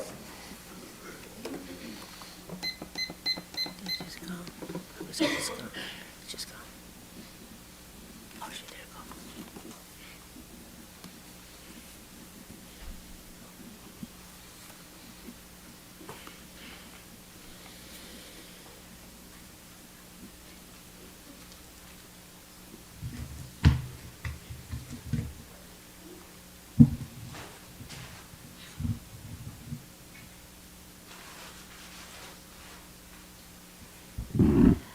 Okay. The number 6 is a very important number. They didn't have 6 voting to approve the report. That's why they couldn't vote the report out of committee. Okay? I'd like to talk about the matrix, okay, that was discussed at the December meeting. There are 11 people, committee members, that voted, okay? That had ability to vote. 5 did not. 5 voted for nothing. So 6 voted for it. 4 of the people voted for 6. 1 person voted for 5. And 1 person voted for 4. So there are 1 school got 5 votes, 2 school got 4 votes, 3 school got 3 votes. None of the schools got 6 votes. Okay, so none of them had a majority of the committee. In the 4 people that voted 6, now I don't understand why 6, if that was an instruction or whatever, that you can vote as many you want but limit it to 6, because I wasn't there. But anyway, they did not indicate the criteria that they helped them make their decision. The one that voted for 5 and the one that voted for 4 did indicate the criteria. So in determining, looking at if we are going to consolidate a school or close a school, keep in mind that there was no real consensus because no one school got 6 votes. If they couldn't vote the report out of committee because they didn't have 6 votes, okay? And I think what we ought to consider is that if this is a factor in the future, then maybe what we need to do is look how we could partner schools. Maybe make it a buddy school where you could have 2 schools have activities together where they could go visit, maybe different grades can go visit the other school and do things together. So we can learn from each other, you know, and maybe that would improve the curriculum, improve the learning environment. You know, the schools, especially like the schools that are excelling, you know, maybe we could do something to enhance the curriculum at the schools that really need a boost, okay?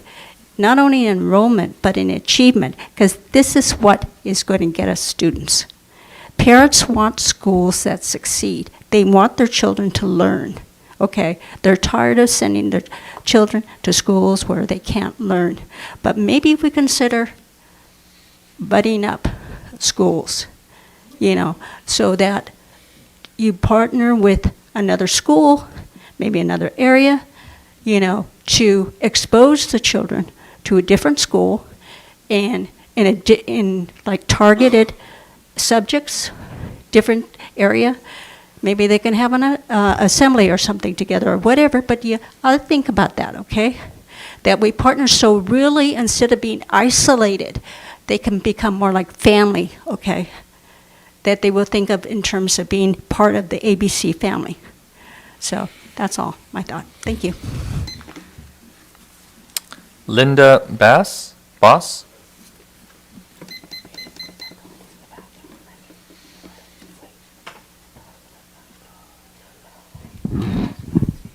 Good evening. Thank you so much for having us and for hearing us out. I would like to say thank you, first off, for the recommendation that was made for now, that is to not close any schools right now. My husband, like this gentleman over here, is an accountant and auditor, and he has taught me a lot about finances, so I can see the writing on the wall. And when we were going through all the presentations, I could see, yes, it looks like this is probably where we're going to be heading if transparency, you know, is showing what it's showing. However, I would like to point out 3 things before you do decide at some point in time if this is going to happen. Number 1, the first thing that I'd like to point out is to make sure that you are thinking of not just your students, but your teachers' mental health. Because I will tell you, our staff has really, really suffered at Kennedy Elementary School. We were on the list. We are probably in the future still going to be on the list. And I've noticed a huge morale dip in the staff. A lot of people have been very, very stressed out. And I think it was due to the way the process was. This whole idea, it almost felt like a Survivor type thing. You know, you start off with all these people and then you want to see who's going to survive this thing. And that's kind of what it felt like. And going to the committee meetings and everything and all this, this is why the meetings got bigger and bigger and bigger and we had to go to big town halls because a lot of people had a lot to say. And thank you for hearing them out for that because it was a very important process. But staff is still very, very upset about it and it affected them greatly. And so when I read all these emails that come to us about how we want to prioritize mental health, I don't feel like it was prioritized at these particular schools. So that's my first point. So please take that into consideration and perhaps be a little bit more transparent. And if you're not going to consider 6 schools and you're going to consider 2 schools, maybe one on that end, one on this end, just say that so that people can know. And don't drag a whole bunch of communities down with you in this process. Just be transparent about what it's going to be. Pull off that Band-Aid. Number 2, the damage has been done in our schools. And what I mean by that is we've lost families, whole families, that have said they're moving to another school because of this process. So they don't like the uncertainty, the unsurety. And so now because of that, we have kindergarten, 2nd grade, 4th grade families, they're gone. And so our numbers went down because we were on this list. So the damage has been done. So now we have to do damage control to figure out how to get all those families back or how to add more families back to our community. And the third thing that I'd like to point out is, for example, when we are considering, I know Ray brought up that it wasn't like a budget issue right now. It will be in the future, but it wasn't a budget issue right now. And then I'd like to point out, for example, that we really do consider what we're spending our money on and how it looks to the community. For example, yes, it would be really nice for Cerritos and Gar High School to have a swimming pool, but as we've already proven, they don't need one to be successful. So those were the 3 points I wanted to make. And thank you so much for hearing me out. Good evening.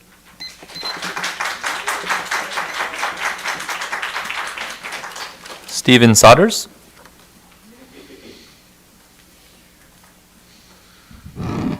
Good evening, members of the board, superintendent, community members.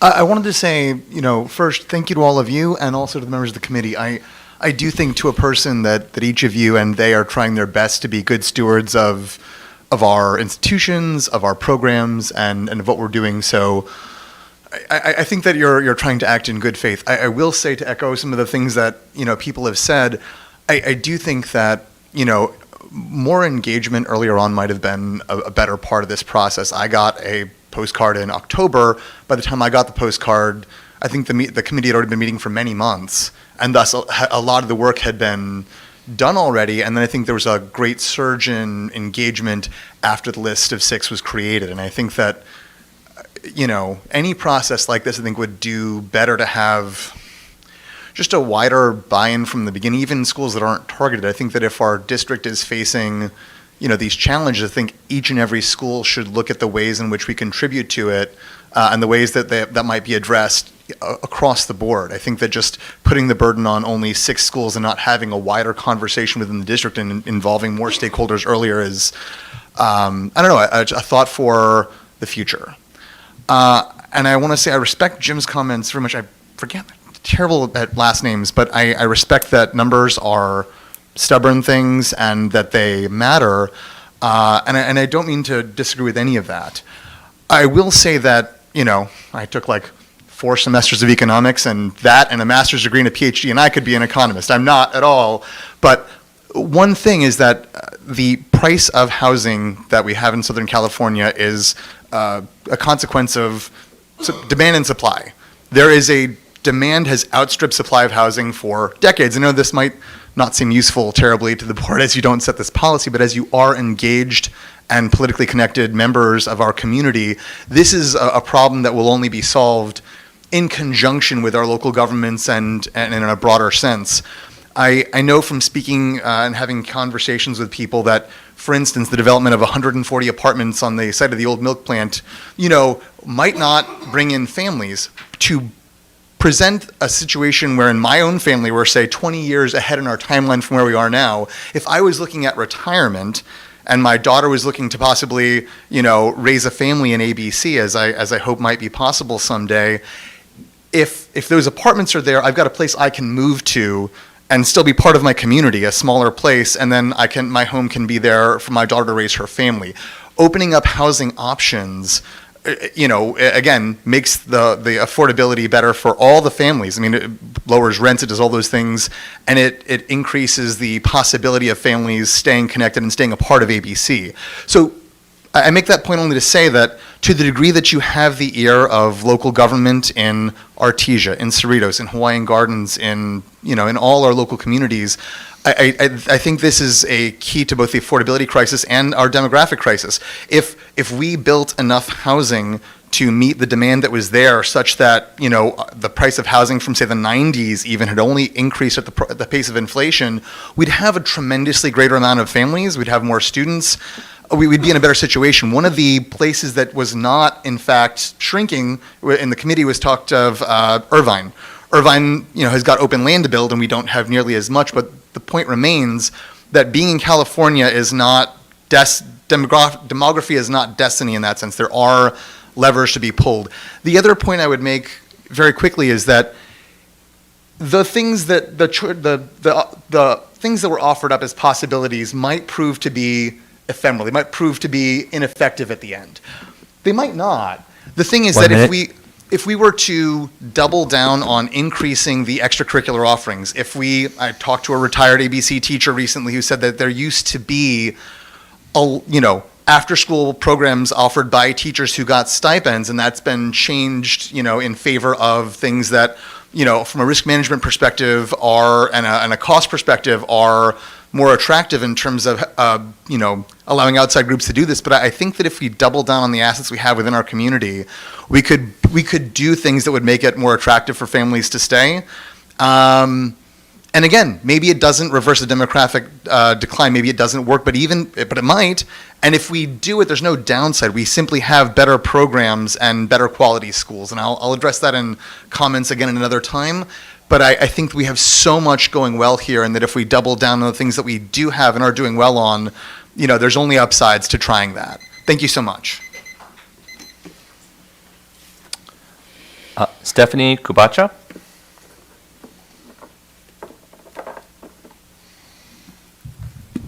Good evening. So I do want to echo just a couple of the points that Ray had mentioned, that this turned out to be a much more emotional process than I think anybody had foreseen. It really was, but I don't believe that it had to be. It didn't have to be as emotional and as dramatic as it was. I believe if the board had been transparent with us from the beginning, I don't think that the committee,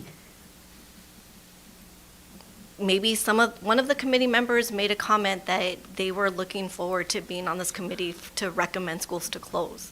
I didn't know that that was a mandate. Our understanding, I'm sorry, I let you speak.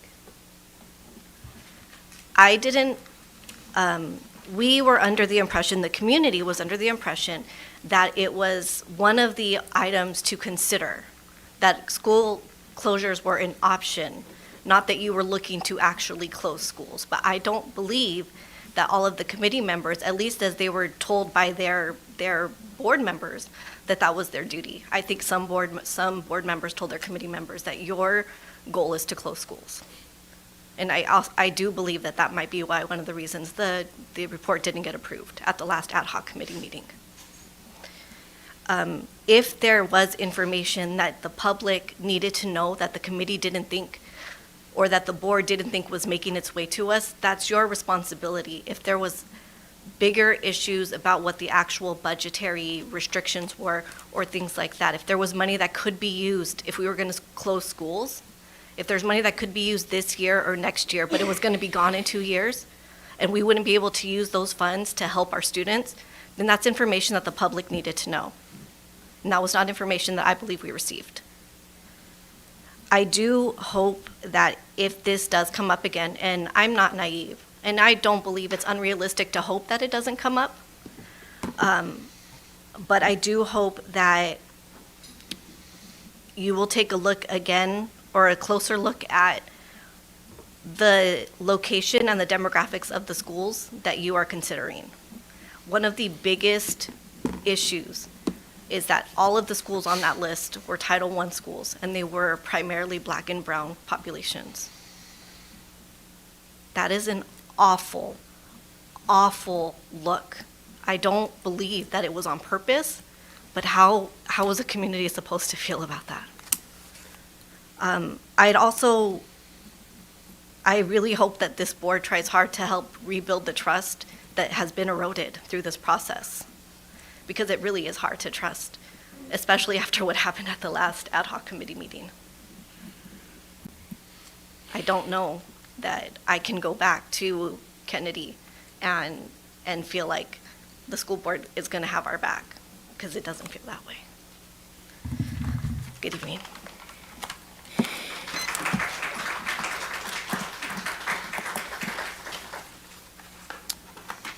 I think that concludes the public comments for this particular section. Okay, next one, I'm open to my colleagues right now. Any comment from you?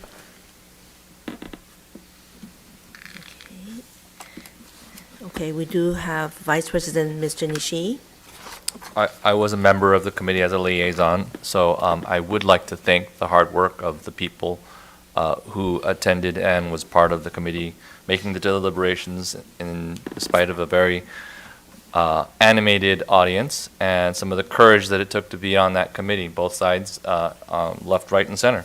I want to thank the teachers that came out to support their schools. That means we have very strong parents and a community that supports, and that's a very important thing to be proud of. We had parents, we had administrators, we had the whole community come out and support schools. So to the extent that that's an important factor in all of these decisions, I think it's a great thing. They were engaged. They eventually did get the message of what was potentially happening, and even city council persons came out and spoke, and that's also a good thing as well. So that is my comment as a member of the liaison. Okay. My next one, my colleague, Mr. Beach. Thank you, Madam President. I want to thank the committee also for their hard work. I know this was an extremely tough position and your volunteerism to our district. And I'd personally like to thank my appointee, Kirit Chauhan, for your exceptional leadership and your report. Very well done. I appreciate that greatly. I was also disheartened by the addition of several people to this committee so late in the process that did not review all of the data that you had seen for the year before. If this ever goes again forward in the future, I hope everybody's put on the committee from the very beginning and reviews all the data at a minimum. I agree with some of the comments that were made tonight. Punting this decision down the road will only make it worse.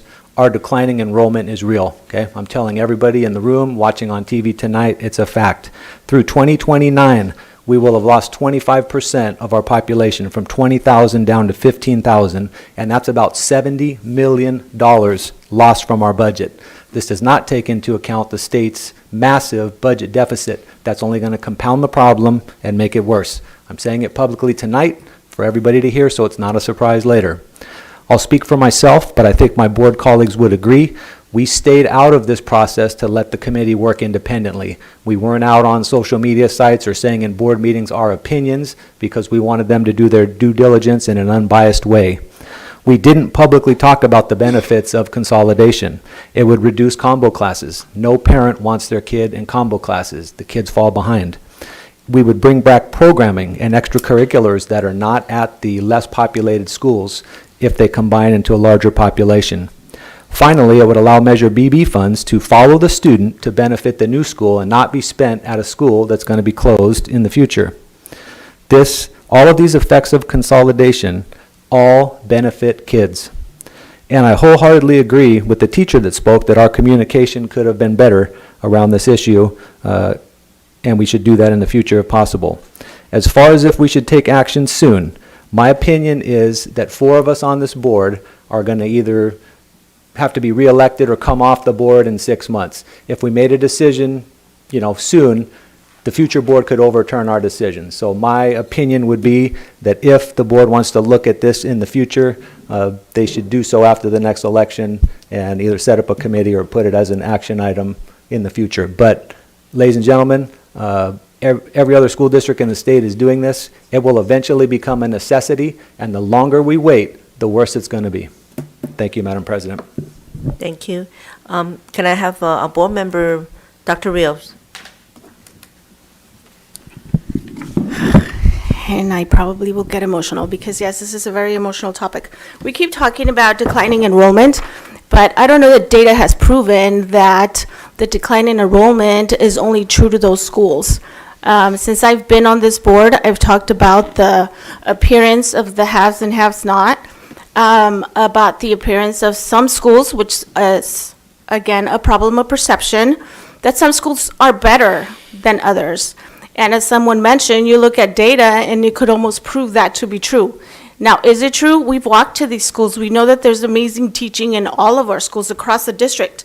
But when you as a parent are looking to where you're going to send your children to school, I don't blame parents for wanting to send their kids where they're going to have better odds. We've talked about bringing programming to schools that are not performing as well. If we created a Whitney at a other end of the district, say Hawaiian, I imagine people would be begging to get in. There wouldn't be a declining enrollment issue. I think our issues are perception. I think our issues are achievement. A lot of people have talked about, I can't believe that after all these years I still get nervous public speaking, but I do. We've talked about the need to improve outcomes for all of our students. And, some students do well and some don't. What if that was reversed? What if the students who don't do well suddenly started to outperform everyone else? Would everyone be okay with that? I like to think that there would be conversations. We need to work on improving all of our schools, because by improving all of our schools, everybody wins. We know the importance of education. And sometimes we blame families, sometimes we blame students, but I was just at the I'm going to college dinner that Artesia hosts every year. Every one of their seniors applied to college. Where are these kids coming from? Right? They're all coming from these low-performing schools, maybe most of them, but yet they're not, right? They're high performers. They're going to four-year universities. A lot of them are going to community colleges, but that's because of a finance issue. Their money does come into play. Some kids don't want that high bill for a four-year or a private school unless they can get a full ride, which some of them do. So it's not an issue of can students achieve, it's a question of why aren't they? And that's a question that I think we as board members need to really look at and finally really do something about. We know what works in education. You talk to any teachers, they know what it takes for students to be successful. And yes, some have bigger odds and some have challenges and obstacles they need to overcome, but I think a lot of us here on the board were those kids that overcame them. We can do the same for every one of our students here at ABC. They really can all be successful, but yet a lot of them aren't. And I can say a lot more, but I'll stop. Thank you. Next one will be our board member, Ms. Yu. Thank you, President Say, and I want to thank Kirit and the rest of the members of this committee putting in so much time, especially those who have been in the committee from the very beginning and spent all those hours studying the data and so forth. As a president of the board in 2021 is when we have decided to form this ad hoc committee, because it's not just our district. It was on the LA Times. That was back in 2021, 2022. They already predicted that by 2030, 30% would be declining enrollment throughout California. Some districts more, some districts less. And because ABC has been pretty excellent, we will have less declining enrollment compared to other districts, because we are hoping that we will attract more students from outside the district. However, we're already at 25%, right? So it's only going to increase. I know that LA Unified, the superintendent, he announced hiring freeze last year. So it's all over the news. And really, what is best for our students and for our community and our teachers? Will teachers be okay to struggle and teach combo classes? Would that be effective? How about the resources, right?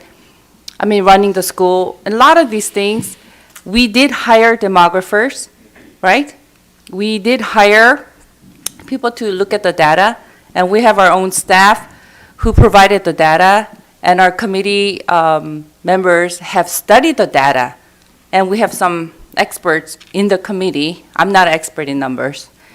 So I have to respect some of these members in the committee who are looking after the welfare of the entire community and every stakeholders. And I do have a total respect for all the parents that came out to share. I mean, you have a great point too. We did not charge the committee members to close the school. I don't remember doing that. It was to look at the data, study the data, and let's be prepared. What is best? Let's be ready, right? And also, really, things are changing. We want every student to have the best devices, technology in every school, right? So what can we do to make that happen for every student, right? That was the purpose, really. That's really the most important thing. And that cannot be done without, resources, right? So definitely, I think that we should not waste, how many months has it been? More than 6 months, right, Tuan? How many months has it been since this committee was formed? 1 year? Since 2 years. 2 years, yeah, that's 2022. That's plenty of time to really, come to some kind of a decision and to move forward. And I really appreciate the teacher who made the comment about just be upfront and move forward instead of dragging. Yeah, so really appreciate that comment, because when we drag, it could really hurt everyone, bring down the morale and so forth. And also, just to let you know that many people who would agree would not come forward because of the fear of intimidation. We don't want to offend any single person. We want to be good guys. Everybody want to, be a cheerleader. But sometimes as a leader, we got to do the tough things. I know that when I was the president, it was really tough to keep the schools open. I was really attacked, and it was tough. But as a president, that was the best thing, to keep the schools open at that time. So I hope that our board can make a tough decision and do the right thing for everyone, for the future, especially for our teachers, because the rainy days are coming. We all know that we feel the inflation at the gas pump, at the grocery, so we really do, need to take action best for everybody. Thank you very much. Okay. Next one again, Vice President Ms. Nishi. Thank you, Madam President. This is just a point of information for the public, because we want to make sure we're open with the public. I just got back from CSBA delegates regarding the May revise, and good news and bad news. Bad news is that the budget's not 36 billion, it's $45 billion to the negative. A little bit of good news, he's going to give us potential, if the governor has his way, he's going to give us 1% increase. Now, unfortunately, inflation is at 3 or 4%, so that's actually a cut. But we don't know that the governor is going to have his way, and if the governor does have his way, he's also going to ask for $8.8 billion to take back from education, from our future budgets. As a perspective, we get about $100 billion, all schools, not us only. Wish it was our school only, but no. So this would be a pretty big chunk of our budget, and we pay approximately 85% of our salaries, of our budget into salaries. Can we operate a school with less? No, we cannot. It's mathematically not possible if the governor has his way. So we don't know if that's going to be the case, but we do know that everybody else is going to be suffering cuts because it's 45 billion to the negative. Not 35, 45. So this was the best year for a while in terms of the money that we're going to get to address potential impacts that these children will have in the future.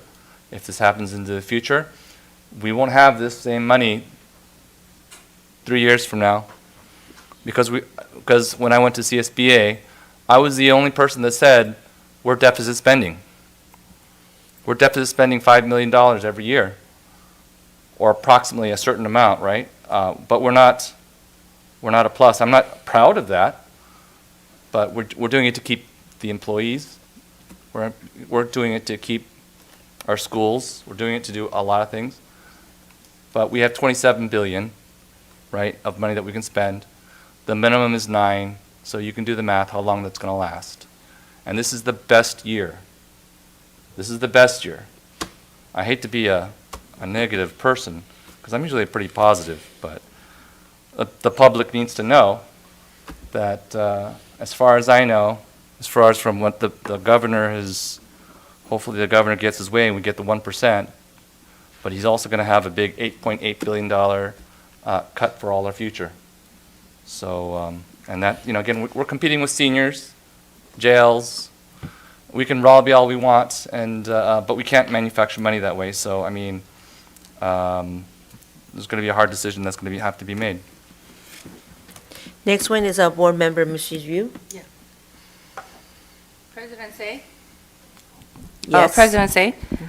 Thank you, President Say. I would like to recommend, if possible, spending 2 years on this committee, and our staff spend so much time, and we spend money on a demographer.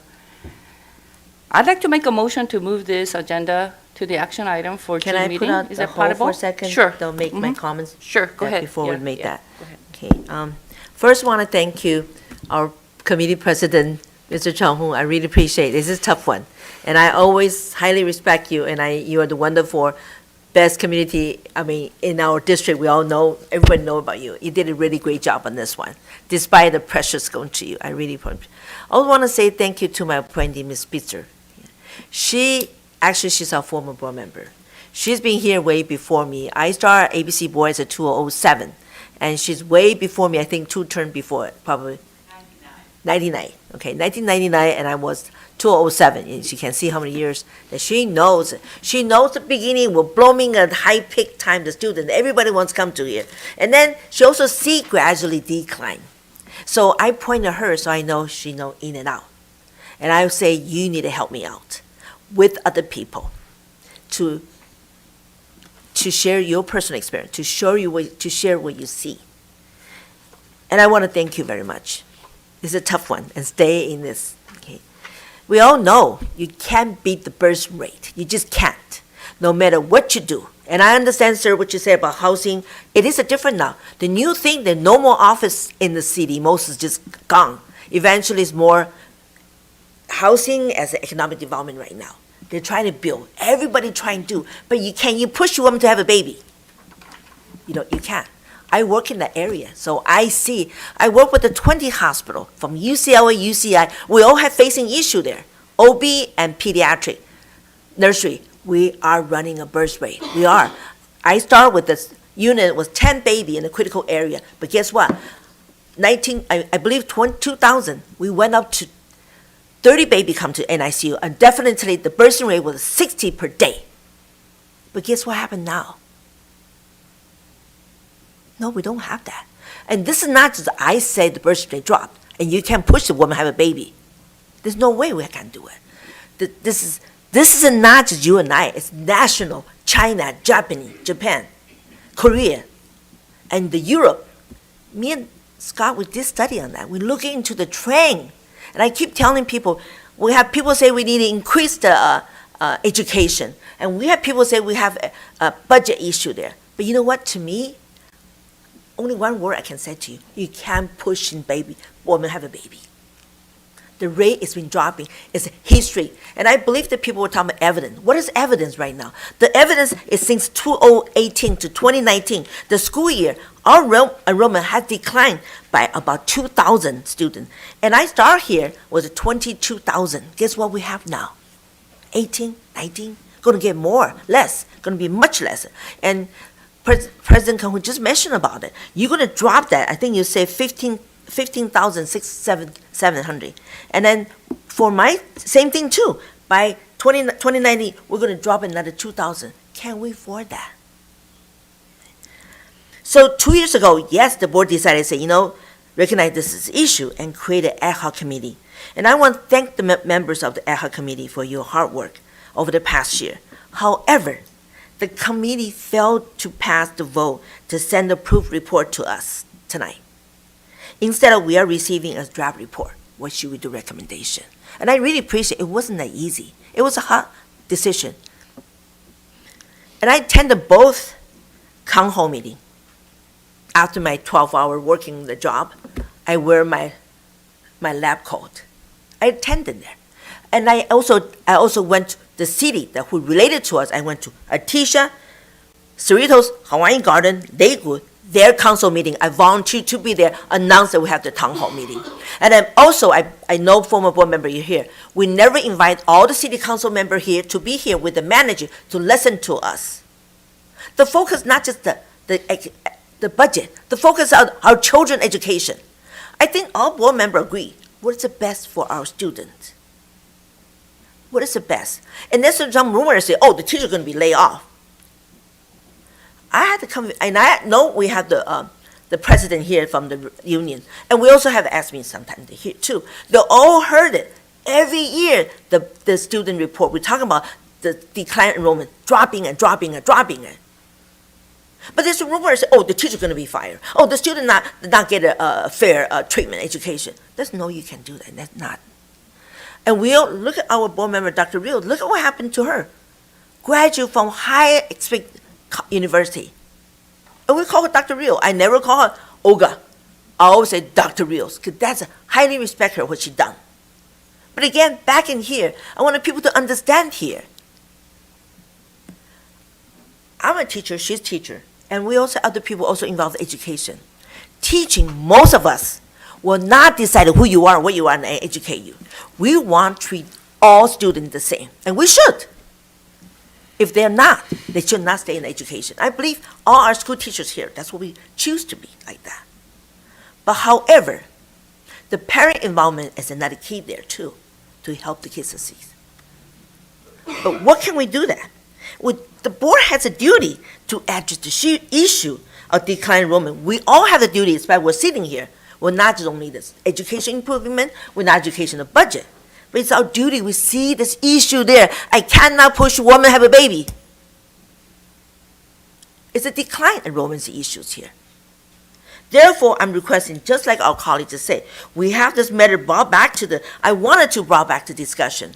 We all heard of what people, community concern. We talk about mental health, we talk about staff worried about losing job, and we talk all the things. Have we tried to communicate? We have been trying years and years and years, from 2018 to 2019, the numbers decline. I think as a teacher, you also worry that. You also worry the student admits getting less and less. We're trying to open to the other school. We're trying to open the other district area, but unfortunately, guess what? Their district tied too. They will not release the student. Even our own school teacher principal will not release some of the students to other school. What can we do about this? And I'm asking staff, just like my board colleagues say, we want this bringing back to this board. I want the board to pay attention. I heard it. I mean, I'm sympathetic. The parents, the students, the teachers, I concerned that. I wrote it down the day. I emailed to Dr. Zito right away. I said, hey, this is what they say. What do you think I need? And I got yelled by the community. Say, hey, you know what? You're on the line thing. You know what? What can I do? Either I do or don't. I get in trouble for that. But my principle is I want to be there. I want to hear them. And our staff also heard that. And I have a public relations director right here, Mr. Scott Smith here. We had a meeting with her here. We talked about what can we do better. And I agree with my colleague here. I think we have to bring this back. We can't just let it go. Community not able to give an actual answer. I think this is time back to our board here. We got to look at all points here. Student education improvement. Our decline enrollments, number one, the whole thing tonight, please stay focused, decline enrollment. Budget, that Mr. Beach mentioned it, per head, per child, and you all know that. They call in sick, they don't show up, guess what? We can't get a payment from that. The issue is, if improving education can help the student enrollment, I really doubt that no school, no district will give the student to us anymore. They're very tight. So I want to ask my staff, again, I hope you agree with me and my colleague here. I want to bring it back to for further discussion at our future board meeting. We can't let it go like this. We just can't. I want the teacher to understand. I want my colleague to understand. I want the community watch this tonight's agenda. I want you to understand the whole issue is decline enrollment. Can we afford that? We lost from 22,000 to 18,000 now, close that number. And we're going to lose more. What are you going to do?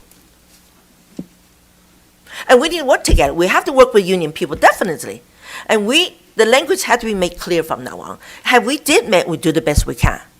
We do the best we can since 2018. Tuan's been giving a report every year. Am I right, Tuan? It tells me how many schools have been dropped. And we know that. And we're working on it. Why people say, why did you get action done earlier? We want to, but we can't. We look what's the best education to our students right now. If we can afford, we'll keep going on it. But can we do that? So I am going to ask tonight, my board colleague, would like to put this agenda back to the future. And I don't think we should be really delayed for the future. I hope my colleague understand that. And even the new board member comes in, may change their mind. But I think as a board here, we should do the right thing. We need to do the right thing. If it's the right thing, let's just do it. We can't be coward cannot make the decision. If you understand, the main focus today is a decline enrollment. I cannot push people to have a baby. And that's a continuous issue. I'm asking my board colleague to consider that. For the information item, we don't need to vote for that tonight. I just want to, because we do have 2 other board members not here. So since we have 5 members here, I'm asking Dr. Zito, I'd like to put it back for discussion in the future. I appreciate it. Yes, go ahead. So I have, right now, I have Dr. Olga Rios, please. I just want to reiterate again, and again, earlier I got a little nervous, but a lot of what we say sounds like opinion, but I want to emphasize the fact that we've had 2 demographic studies, and one of the facts that came out of that is that kids are not attending their neighborhood schools, which were a lot of the comments that I made. And, the schools that we saw on the list were the ones that had the higher, that if kids in that neighborhood attended that school, those numbers would not be that low. So again, if we're talking about facts, I just want to stress that fact that when those both demographic studies came back, the numbers of students, if they attended their neighborhood schools, and we know that there's so much value, that's another fact, in attending a neighborhood schools, the numbers are there. So again, when we talk about declining enrollment, let's be more transparent about, where is that happening? And don't just look at in present school enrollment. That's it. Thank you. Thank you, Dr. Rios. Next one, we have our board member, Ms. Yu. Yeah, thank you, President Say. Not yet. So that's a good point. Tuan, do we have a number of the percentage or the students that, of these, like, they're not attending that school they're supposed to? Yes, we do, and that was a point of discussions of the committee members also. They look at that data. We can share that data with the board through Thursday notes or Yes, please. at our next meeting of the budget presentation. We can, as part of that too. So What that is- data has been looked at by the finance committee and also by the ad hoc committee members. That, the current enrollment by school, but also residents, students by school. If there's no such thing as school of choice, that every students attend a home school, what that number looks like, we do have that. And it's been shared with this board, actually by the demographer, and it's also been shared with the committee members. So, but we'll be more than happy to bring that number back. Yeah, that's a very important discussion because the consolidation doesn't have to happen, one region or the other. But I guess the important thing is, can we push the parents to decide otherwise? It's their choice. They want to send their children to certain schools. That's something that is not under our control, right? I mean, So I'll try to answer that, right? There's that's the tough. current policy of the board called the school of choice policy. There's also education code that would give parents a choice within the district. So we have to work within those two legal boundaries, right? The board, of course, can change your own school of choice policy. That's your own policy. However, within education code, we need to explore that and we need to stay within that guidelines because that's the law. So there's the state law regarding school of choice and board policy within school of choice and what we can do. Currently, the current board policy indicates, in the school of choice, basically open any and all schools to any and all parents within the capacity. We go through that process, and parents apply through a lottery process. They'll get into the school that they would request to attend other than their resident schools. So if you want to look at that data, you need to look at that. You need to look at the school of choice, and then we can also bring back education code pertaining to the right of parents to send the kids to their school of choice within a school district. So we'll need to consider all that. yeah, we need to consider all that. President Say, I'd like to make a motion. Spending 2 years in this, the committee and all the work that was included in this, I'd like to make a motion, help me with the wording, make a motion to move this to an action item for the June next meeting. Yeah, and in reflection of the report that was given by the committee, and review and move forward. What is your actions here now? To back to the table for, and closing or not closing? Because- or, So, yes, the recommendation made by the committee, the board, it's now up to the board to discuss and to make a decision and move forward. Right? Can you help me with the wording, lawyer? Go ahead. Madam President, I'm understanding her as saying she wants it to be an action item at a future meeting, simply, right? Yes. For action items to what? I know when you be the item thing To- to What's the right wording? To- closing, To take the recommendation by the committee and make a decision with the consolidation, in other words, right? Would something like that require majority vote of the persons present? Or, like, I know that if you ask for an information item, the president by herself can ask for an information item to further discuss. you have to have 4. Wouldn't it be better if we had 2 additional board members here to be able to weigh in? So, I mean, No, I have to disagree with you. It's already summer. Yeah, we don't have board meetings in July, Yeah. I understand. So let's just take a vote, but I just need help with the wording. I also have another person on the table right now. Hold on that. I appreciate Okay, it. sure. I know Kiriko just vote. I also want to hear Mr. Beach, because you sit in my queen's desk, yeah. Thank you, Madam President. Everybody else spoke twice, so I'm going to try to speak I twice. appreciate it. I like your idea of an informational item, since 2 board members aren't here. And also, I feel that since the committee meetings weren't televised, an information item where we're getting all of the data, it's transparent, everybody at home can watch it or watch it later, and everybody will be shown the declining enrollment and our budget status, and then maybe a more informed decision could be made after that. So I support having an information item, not an agenda item or action item. I will have a next one. Mr. Nishi, you have anything per se? It would just be really quick. So if we have an information, it could be on the next agenda or the next following, and we could still have an action item during the summer. It's a little bit, we have 2 board members that are not here. It's a pretty consequential decision, and we'd be asking for an action item without any additional information really quickly. I think it would probably be better if we did the 2-step process. One of the colleague here made a motion, and I need a second. If we have a second, then we go to vote. Board member, Mr. Yu, you understand that? So you are to make a motion. Do you have any second on this? What is round? you The talking second about? one's agree what? To put it on the close, action item. The action, put on the action item. Yeah, today. because we had, several town hall meetings.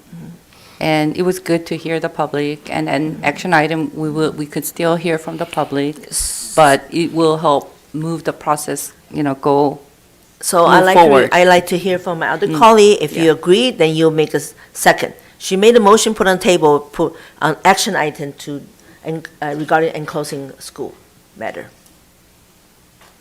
Here none, so it failed, and I think the information item doesn't need my other colleague to support. All I just ask the staff as a board president, put in the future. I believe we're very busy in July. I think August is probably the best time and give the staff time too. And I want the staff to remember that. We want to hear from everyone that you were town hall meeting and we were town hall meeting. We heard what parents concerned and we heard the teachers concerned too, and transparency. And then once again, I will get involved with our city council member to update with them too. It's my duty to communicate to all. And then I think that's the important part. You heard the parents, you heard the student, you heard the teacher here, you heard Ray say things like this. So we got to work together, all together, make this information item run smoothly for the next time. I also have Dr. Rios here. Well, I just want, I'm hoping that you will clarify for parents. We heard about the anxiety level being super high at our schools and our students and our families about schools closings. What is the likelihood of a school being closed in, August? Can I say something? Definitely not. The reason is when you talk about if, I'm not, listen to me carefully, okay? I just say if. We all have something if in our lifetime. If there's a possibility there. It doesn't take today we're going to close the school. It takes for a long time. 2 years, I think I spoke to Tuan before, the process, the things we have to do. It takes a lot of army and aims. You have parents concerned. They have one kid maybe in school right now. They have another one come to school, right? So we need to consider that. That was the parents considered that at that time, their consideration. So I want the staff to think very hard, work very hard for this matter. All the people concerned, and we need to find a solution to including those issues that we have, including even you. How do we increase the education to certain area who really require things? The school's so small, how come the grade's still low? What is happening there? And we need to do some study on that. How do we improve? That's one of the agenda that we're looking to, and I want the staff to really look into it. Okay, I know we taped it that time, right? So we heard a lot of people concerned. And we also heard the city council too. Okay, so we are running out really on time. I'm just hoping, board member, you understand that it is, if we're running back, everybody get at least 2 or 3 times, especially President Nishi had it 3 times already. So I'm asking to closing right now. I'm going to the information item for August if we can. Give the staff enough time. I would just like to add, though, related to the information item, that we would get some sort of recommendation at the information item rather than just, sometimes our information items don't have information. Okay. So We I would also like can- a staff recommendation of some sort. You guys also, if folks have any suggestion, anything, please work with our staff. Dr. Zillow and our CFO person, actually it's not CFO, it's our Deputy Superintendent here, Mr. Yun. So again, I really want you guys to stop the debating right now. I'm going to close this topic, and I want to thank you. Public, stay here. It's 9:30, and almost like more than half hour, 45 minutes to discuss this agenda. I want to appreciate it. So let's go to the next one, okay? Next one is action items. May I have a motion, 1.1-8, may I have a motion to adopt the Los Angeles County Office of Education's plan for expelled pupils. Education Code Section 4A926 require local governing boards to adopt the basic plan to address the needs of all expelled students in Los Angeles County. I need a motion and a second, please. So moved. Second. Okay, Dr. Rios. No, Dr. Lewis. Sorry, Dr. Lewis. See, I like the guy. Good evening, President Say, esteemed board members, our superintendent, Dr. Zietlow, and our superintendent's cabinet, along with our educational partners in the room and watching at home. I'm presenting to LA County's plan for expelled students, which is a direct response to State Assembly Bill 922 and California Education Code 48926, which requires the county to have a plan for students that are expelled. And that plan is also a basis for our service of these students even after they're expelled. I have a few brief slides which talks about the educational alternatives for expelled students, what's being offered to our students who face expulsion. We'll talk a little bit about the district programs or the programs that our students go into. We'll talk a little bit about county-operated programs for students that are expelled, and talk about some of the gaps and strategies to address the services for students that are expelled. Along with presenting this plan, the County Office of Education in February put out a survey to all of the districts it serves to get more information on how we could serve our expelled students a little bit better. So, our districts in LA County provide options for expelled students. In our particular district, what we've seen over the last several school years is we either refer a student that's expelled to a county day school that's operated by the LA County Office of Education after they're expelled from the ABC Unified School District. And in one case, we suspended enforcement of the expulsion. So maybe the student had an expellable offense, but it was the only disciplinary offense they'd had in their career, so we suspended that expulsion and put the student on a very strict contract. But most of our students that are expelled go to the LA County Office of Education's community day schools. When a student goes into a community day school, there's a few parameters. They should be prepared to meet the student's educational needs and goals as the student continues their education outside the district.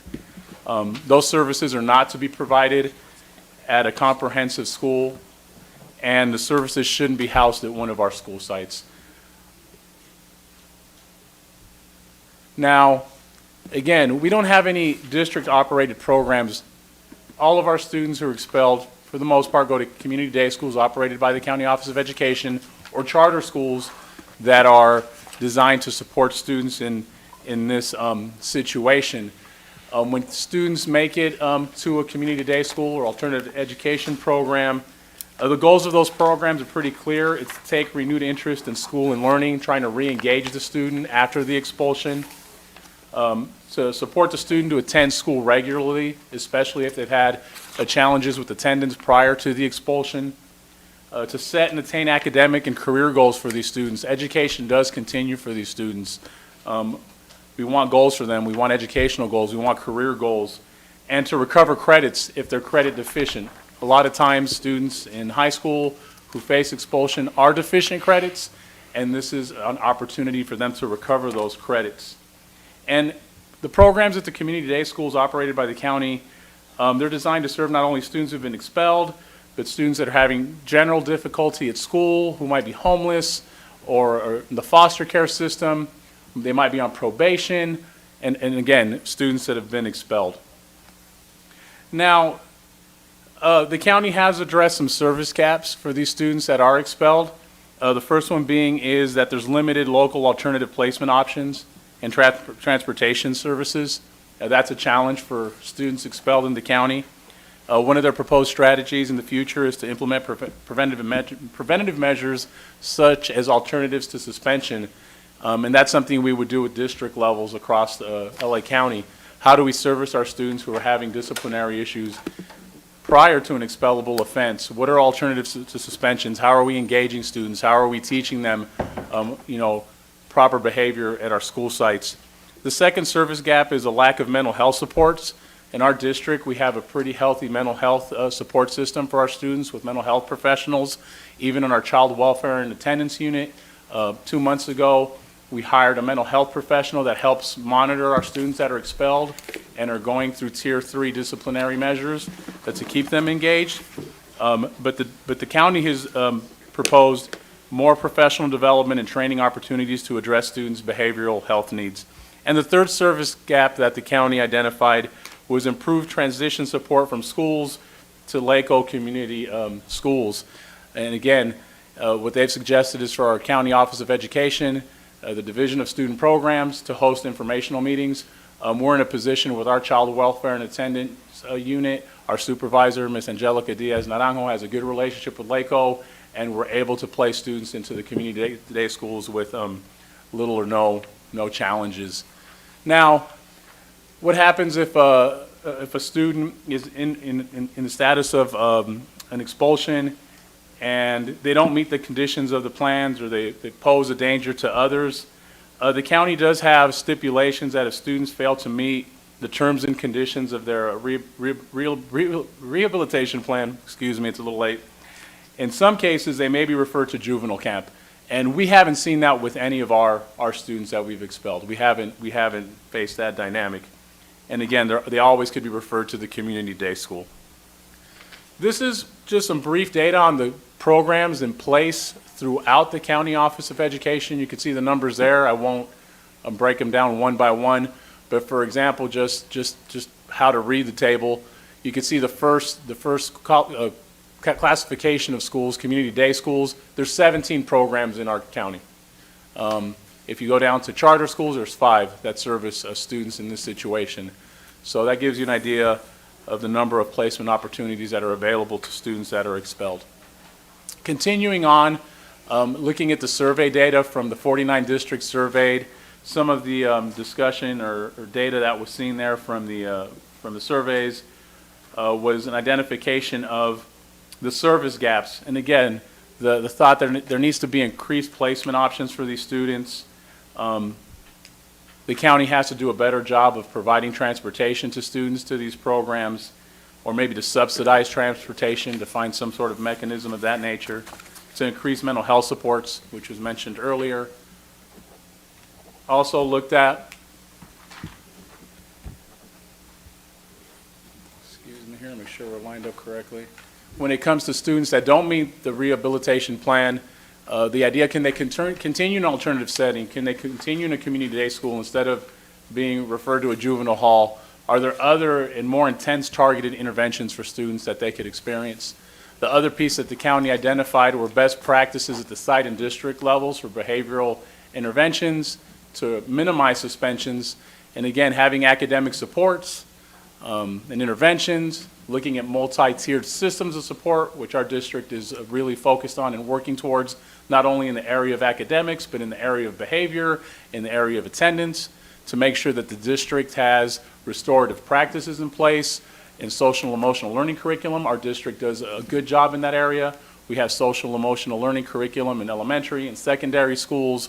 We're starting to be more strategic in our restorative practices throughout our system to ensure that there's counseling and mental health supports, including wellness centers. Again, our district has done a fine job in that area over the last decade, ensuring we have parent workshops that we could refer to community-based organizations or agencies and to engage LACO with their trainings. And again, these are all suggestions from LACO, but I could say that our district does a good job in these areas for all of our students.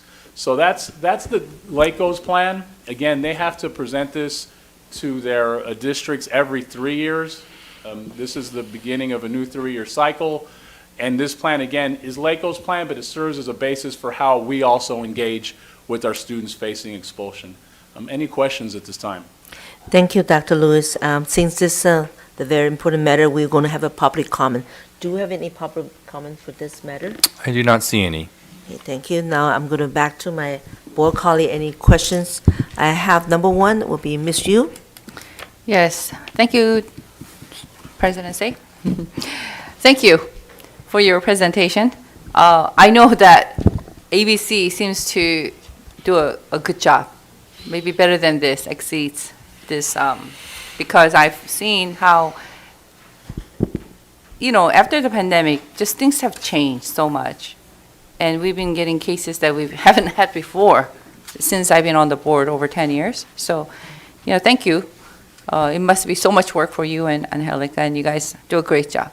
That's all I have to say. Thank you. And just to give you some perspective, because it might be on the board's mind, last year we expelled 0.1% of our student population. So I know the board sees all of these, they're very concerned, they care for our students, but to put it in perspective, last year's expulsions amounted for 0.1% of our students. Wow. And this year we're tracking even lower. It's harder to get lower than 0.1%, but we'll have those numbers at the end of the year for you.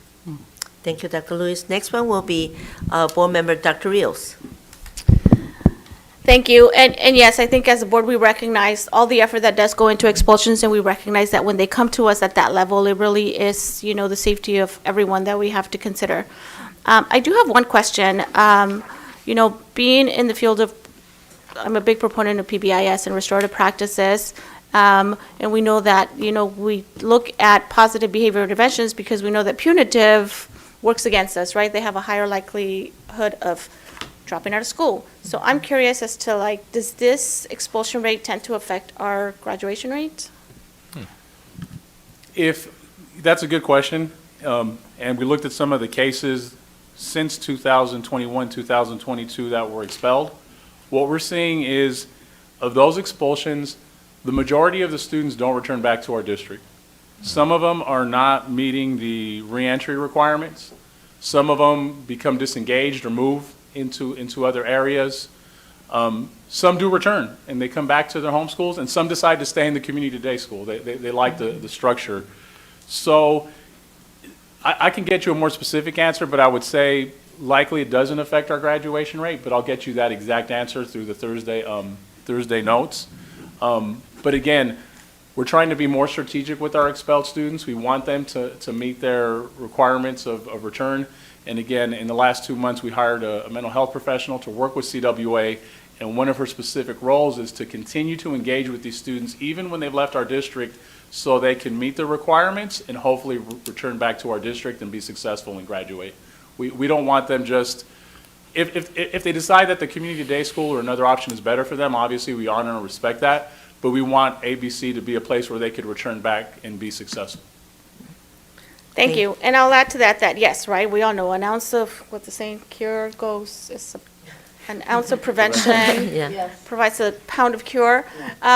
It's really sad because when we do see these cases, these kids are dealing with amazing challenges, and often it's fights, and along with the idea of prevention is this idea of what can we do at the school level to provide that support so that it doesn't get to that level. I have a good friend who runs an alternative school up north, and he was talking about restorative practices and about how he started implementing restorative practices in his school-wide. And what that looked like was just 10-minute meetings at the beginning of the school day. He's like, Olga, I've had no fights since October. And so we know that, again, putting in research-based strategies can be effective. And, I'm glad that that number of expulsion is low. And I hope that we keep working, because ultimately we'd love to see no expulsions, right? And there are those cases that there's nothing we can do, and so be it. But if there is something we can do, like hiring that mental health professional, like increasing the amount of SIAs at our high schools, then again, we'll continue to see less and less, and ultimately have our students matriculate through our schools successfully and finish. Thank you. Thank you, Dr. Rios. Next one will be our Vice President, Ms. Nishii. Thank you, Madam President. So that'll be really quick. So yes, it's one of the more difficult decisions that we have to make regarding expulsions. It really feels terrible to make that decision. So I'm glad to hear your report that basically we don't give up on the kids that we've expelled. They continue to have a chance to succeed, and some do make it back, some don't, but to the extent we need to be safe with the other kids. So I'm glad to hear this report about more details of how we try to reintegrate them and bring them back. But thank you. That's it. Thank you. I just want to say thank you to Dr. Rios today. Dr. Lewis, you're going to hate me tonight. No, Dr. Lewis, I just want to say thank you so much. I mean, being with you since you got promoted to this position from God High School, I really see there's a lot of students with you and your staff, especially Angelica. We've been talking a lot about those expelled students and trying to work with them, trying to help them, encourage them back to education. And you folks really did a wonderful job. You know, that I've been seeing your staff once a month, every time, and I kind of talk to them, what do we do? How can we improve that? And then I absolutely echo my board colleague, Dr. Rios, said that, you know, and some of the board members also say we feel bad for those expelled students, but again, we didn't give them up. We didn't give up them. We continue to support them. And I want to thank you very much. And, you know, I want the staff, really, we are acknowledging what your hard work in the past few years. Appreciate it. Continue. Thank you for the detail today. Okay, so the motion, I need the motion to pass the vote. I need a vote for this matter. Since we had a motion and second already, now I need a vote. So all in favor, please say aye. Aye. So 4-0. Okay. May I motion to approve the pre-qualification process of CalShape plumbing contract and delegate authority to the Director of Purchasing to handle the appeals process. I need a motion and a second. So moved. Second. Thank you. Mr. Lewin. Thank you so much.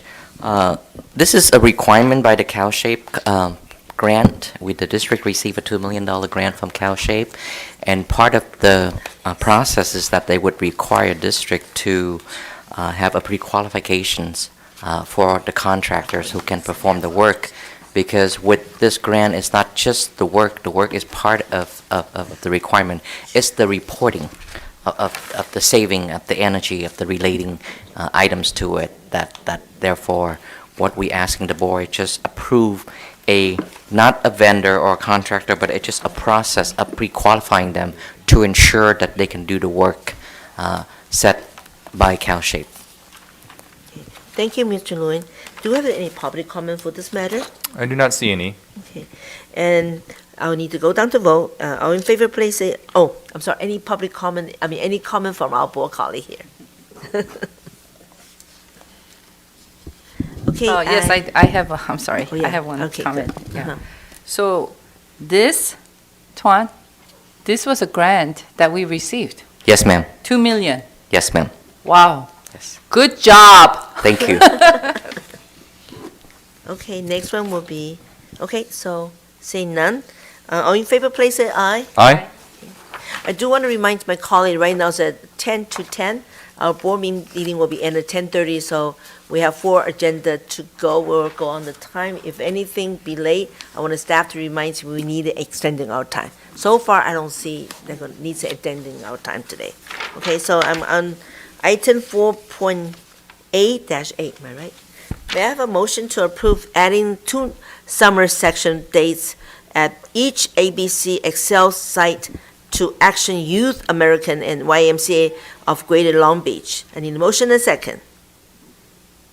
So moved. Second. Thank you, Mr. Lewin.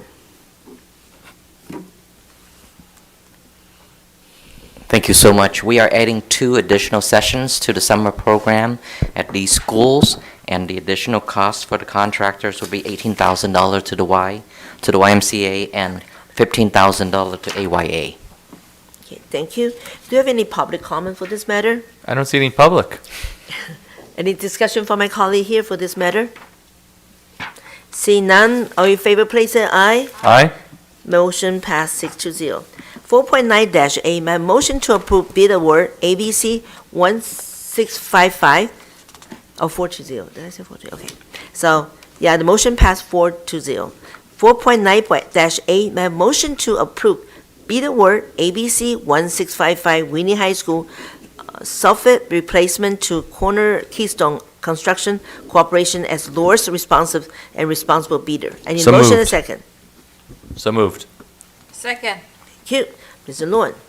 Thank you so much. As part of the Measure BB program at Whitney High School, we are replacing the soffit throughout the campus. We went to bid. We get 2 responsible bidders. We are recommending the board to award to Corner Keystone Construction as the lowest responsive and responsible bidder in the total amount of $388,047. I have a 2 board member here on the dot. First one will be, oh, do we have public comment? I don't see any public, so no. Sorry. Okay, so we have 2 board member here on the dot, which is number 1 is board member Ms. Yu. Oh, I'm sorry. Okay. That was from before. Do you have it too? Right? Yes. That's from before? No, this is for now. So now, Vice President Ms. Niji. So quick thing is I think we've had Corner Keystone before, correct? That is correct. So they would be familiar with our construction processes, and thus that would probably mean they are familiar with how to work with our district, and that's why they are more than 20% lower than the next closest. That is correct. Thank you. That's all. Okay, motion and second. Now I need, all in favor, please say aye. Aye. Motion passed 4-0.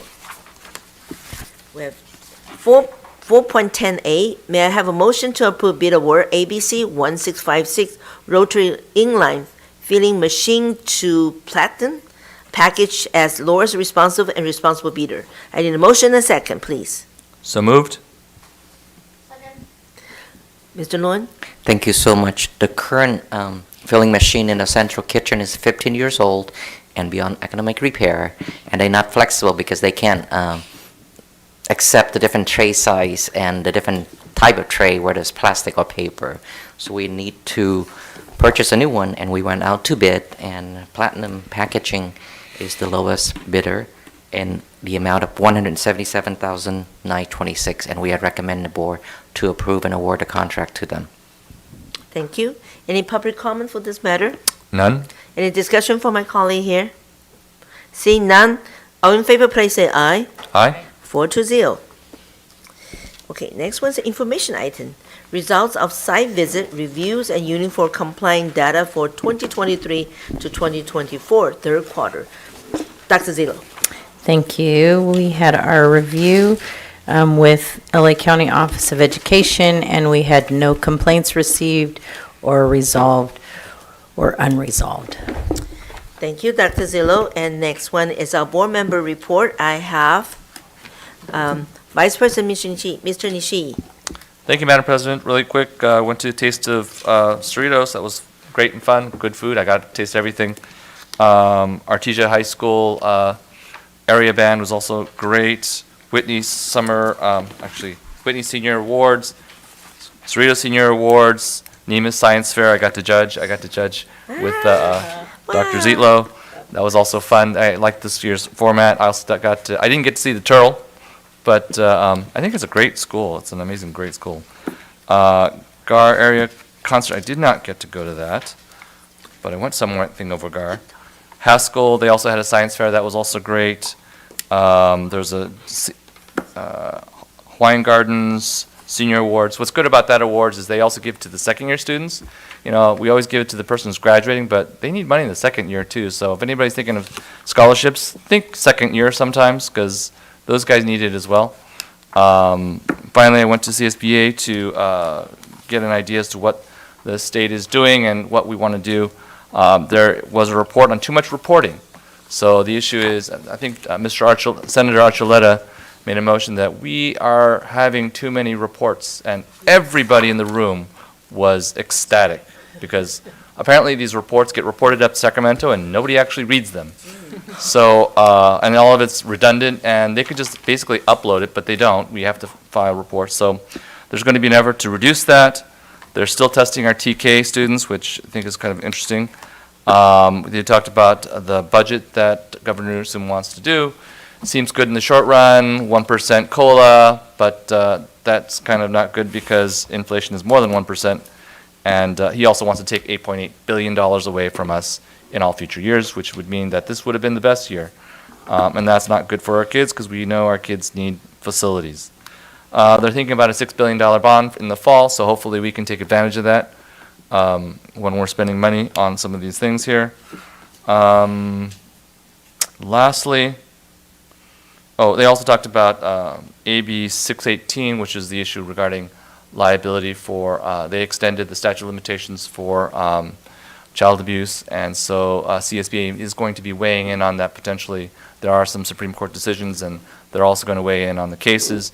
This is basically an idea that there are some unintended consequences that the legislature put out there because they do want to support kids who have been abused, and that is a terrible, terrible thing, but also the issues that many public entities are also not able to address some of those issues financially.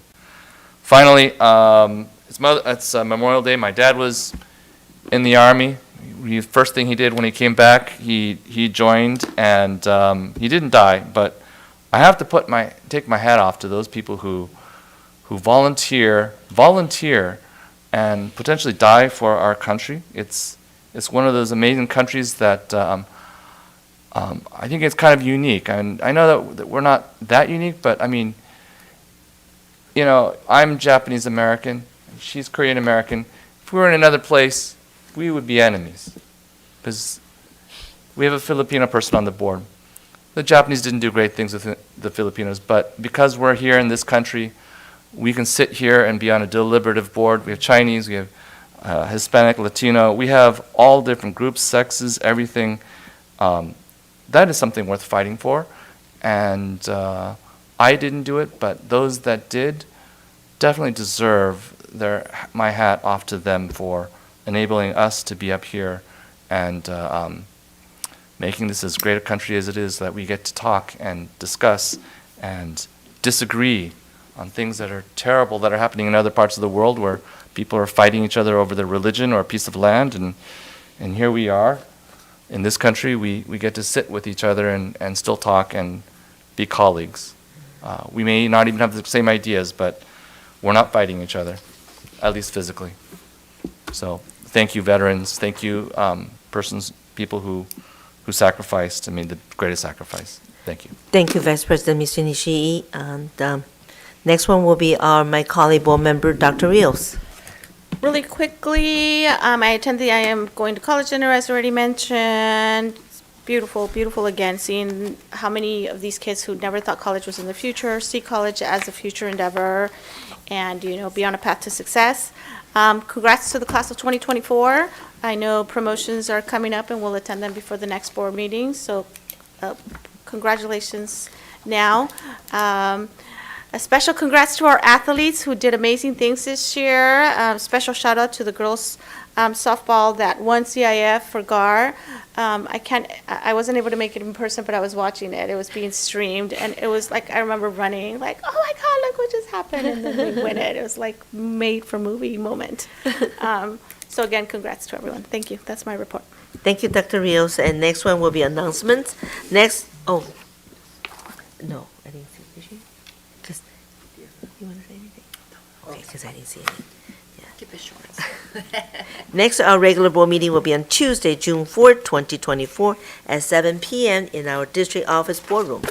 So diversity, unity, equity will be a board advisory committee. We'll have Thursday, May 23rd, 6 p.m. at district office boardroom. Finance board advisory committee on Thursday, May 23, 6 p.m. at district conference room. Strategic planning board advisory committee participating in public hearing Tuesday, June 4th at 7 p.m. at our district office board meeting. The last one is our policy board advisory committee, Wednesday on August 28th, 6:30 p.m. at our district conference office. Do we have a second public comment, Mr. Nishii? I do not see any. Okay. May I have a motion to adjourn in memory of Patricia Mueller? I need a motion second first, and then vote, and then Dr. So moved. Zillow. Okay. Thank I you. need to vote though, before that. Yeah. So all in favor, please say aye. Aye. It's a motion passed 4-0. Dr. Zillow, go ahead, please. Mrs. Mueller began her teaching career in 1996 at Aloha Elementary School and she moved to Ross Middle School in 1997, where she remained for the rest of her career here in ABC until she retired in 2022. Mrs. Mueller loved teaching and working as a special education teacher. She will be deeply missed. Please keep her family in your thoughts during this difficult time. Thank you. God bless the family. Thank you very much, and good night. Have a safe summer. Good night. Got it? Thank you.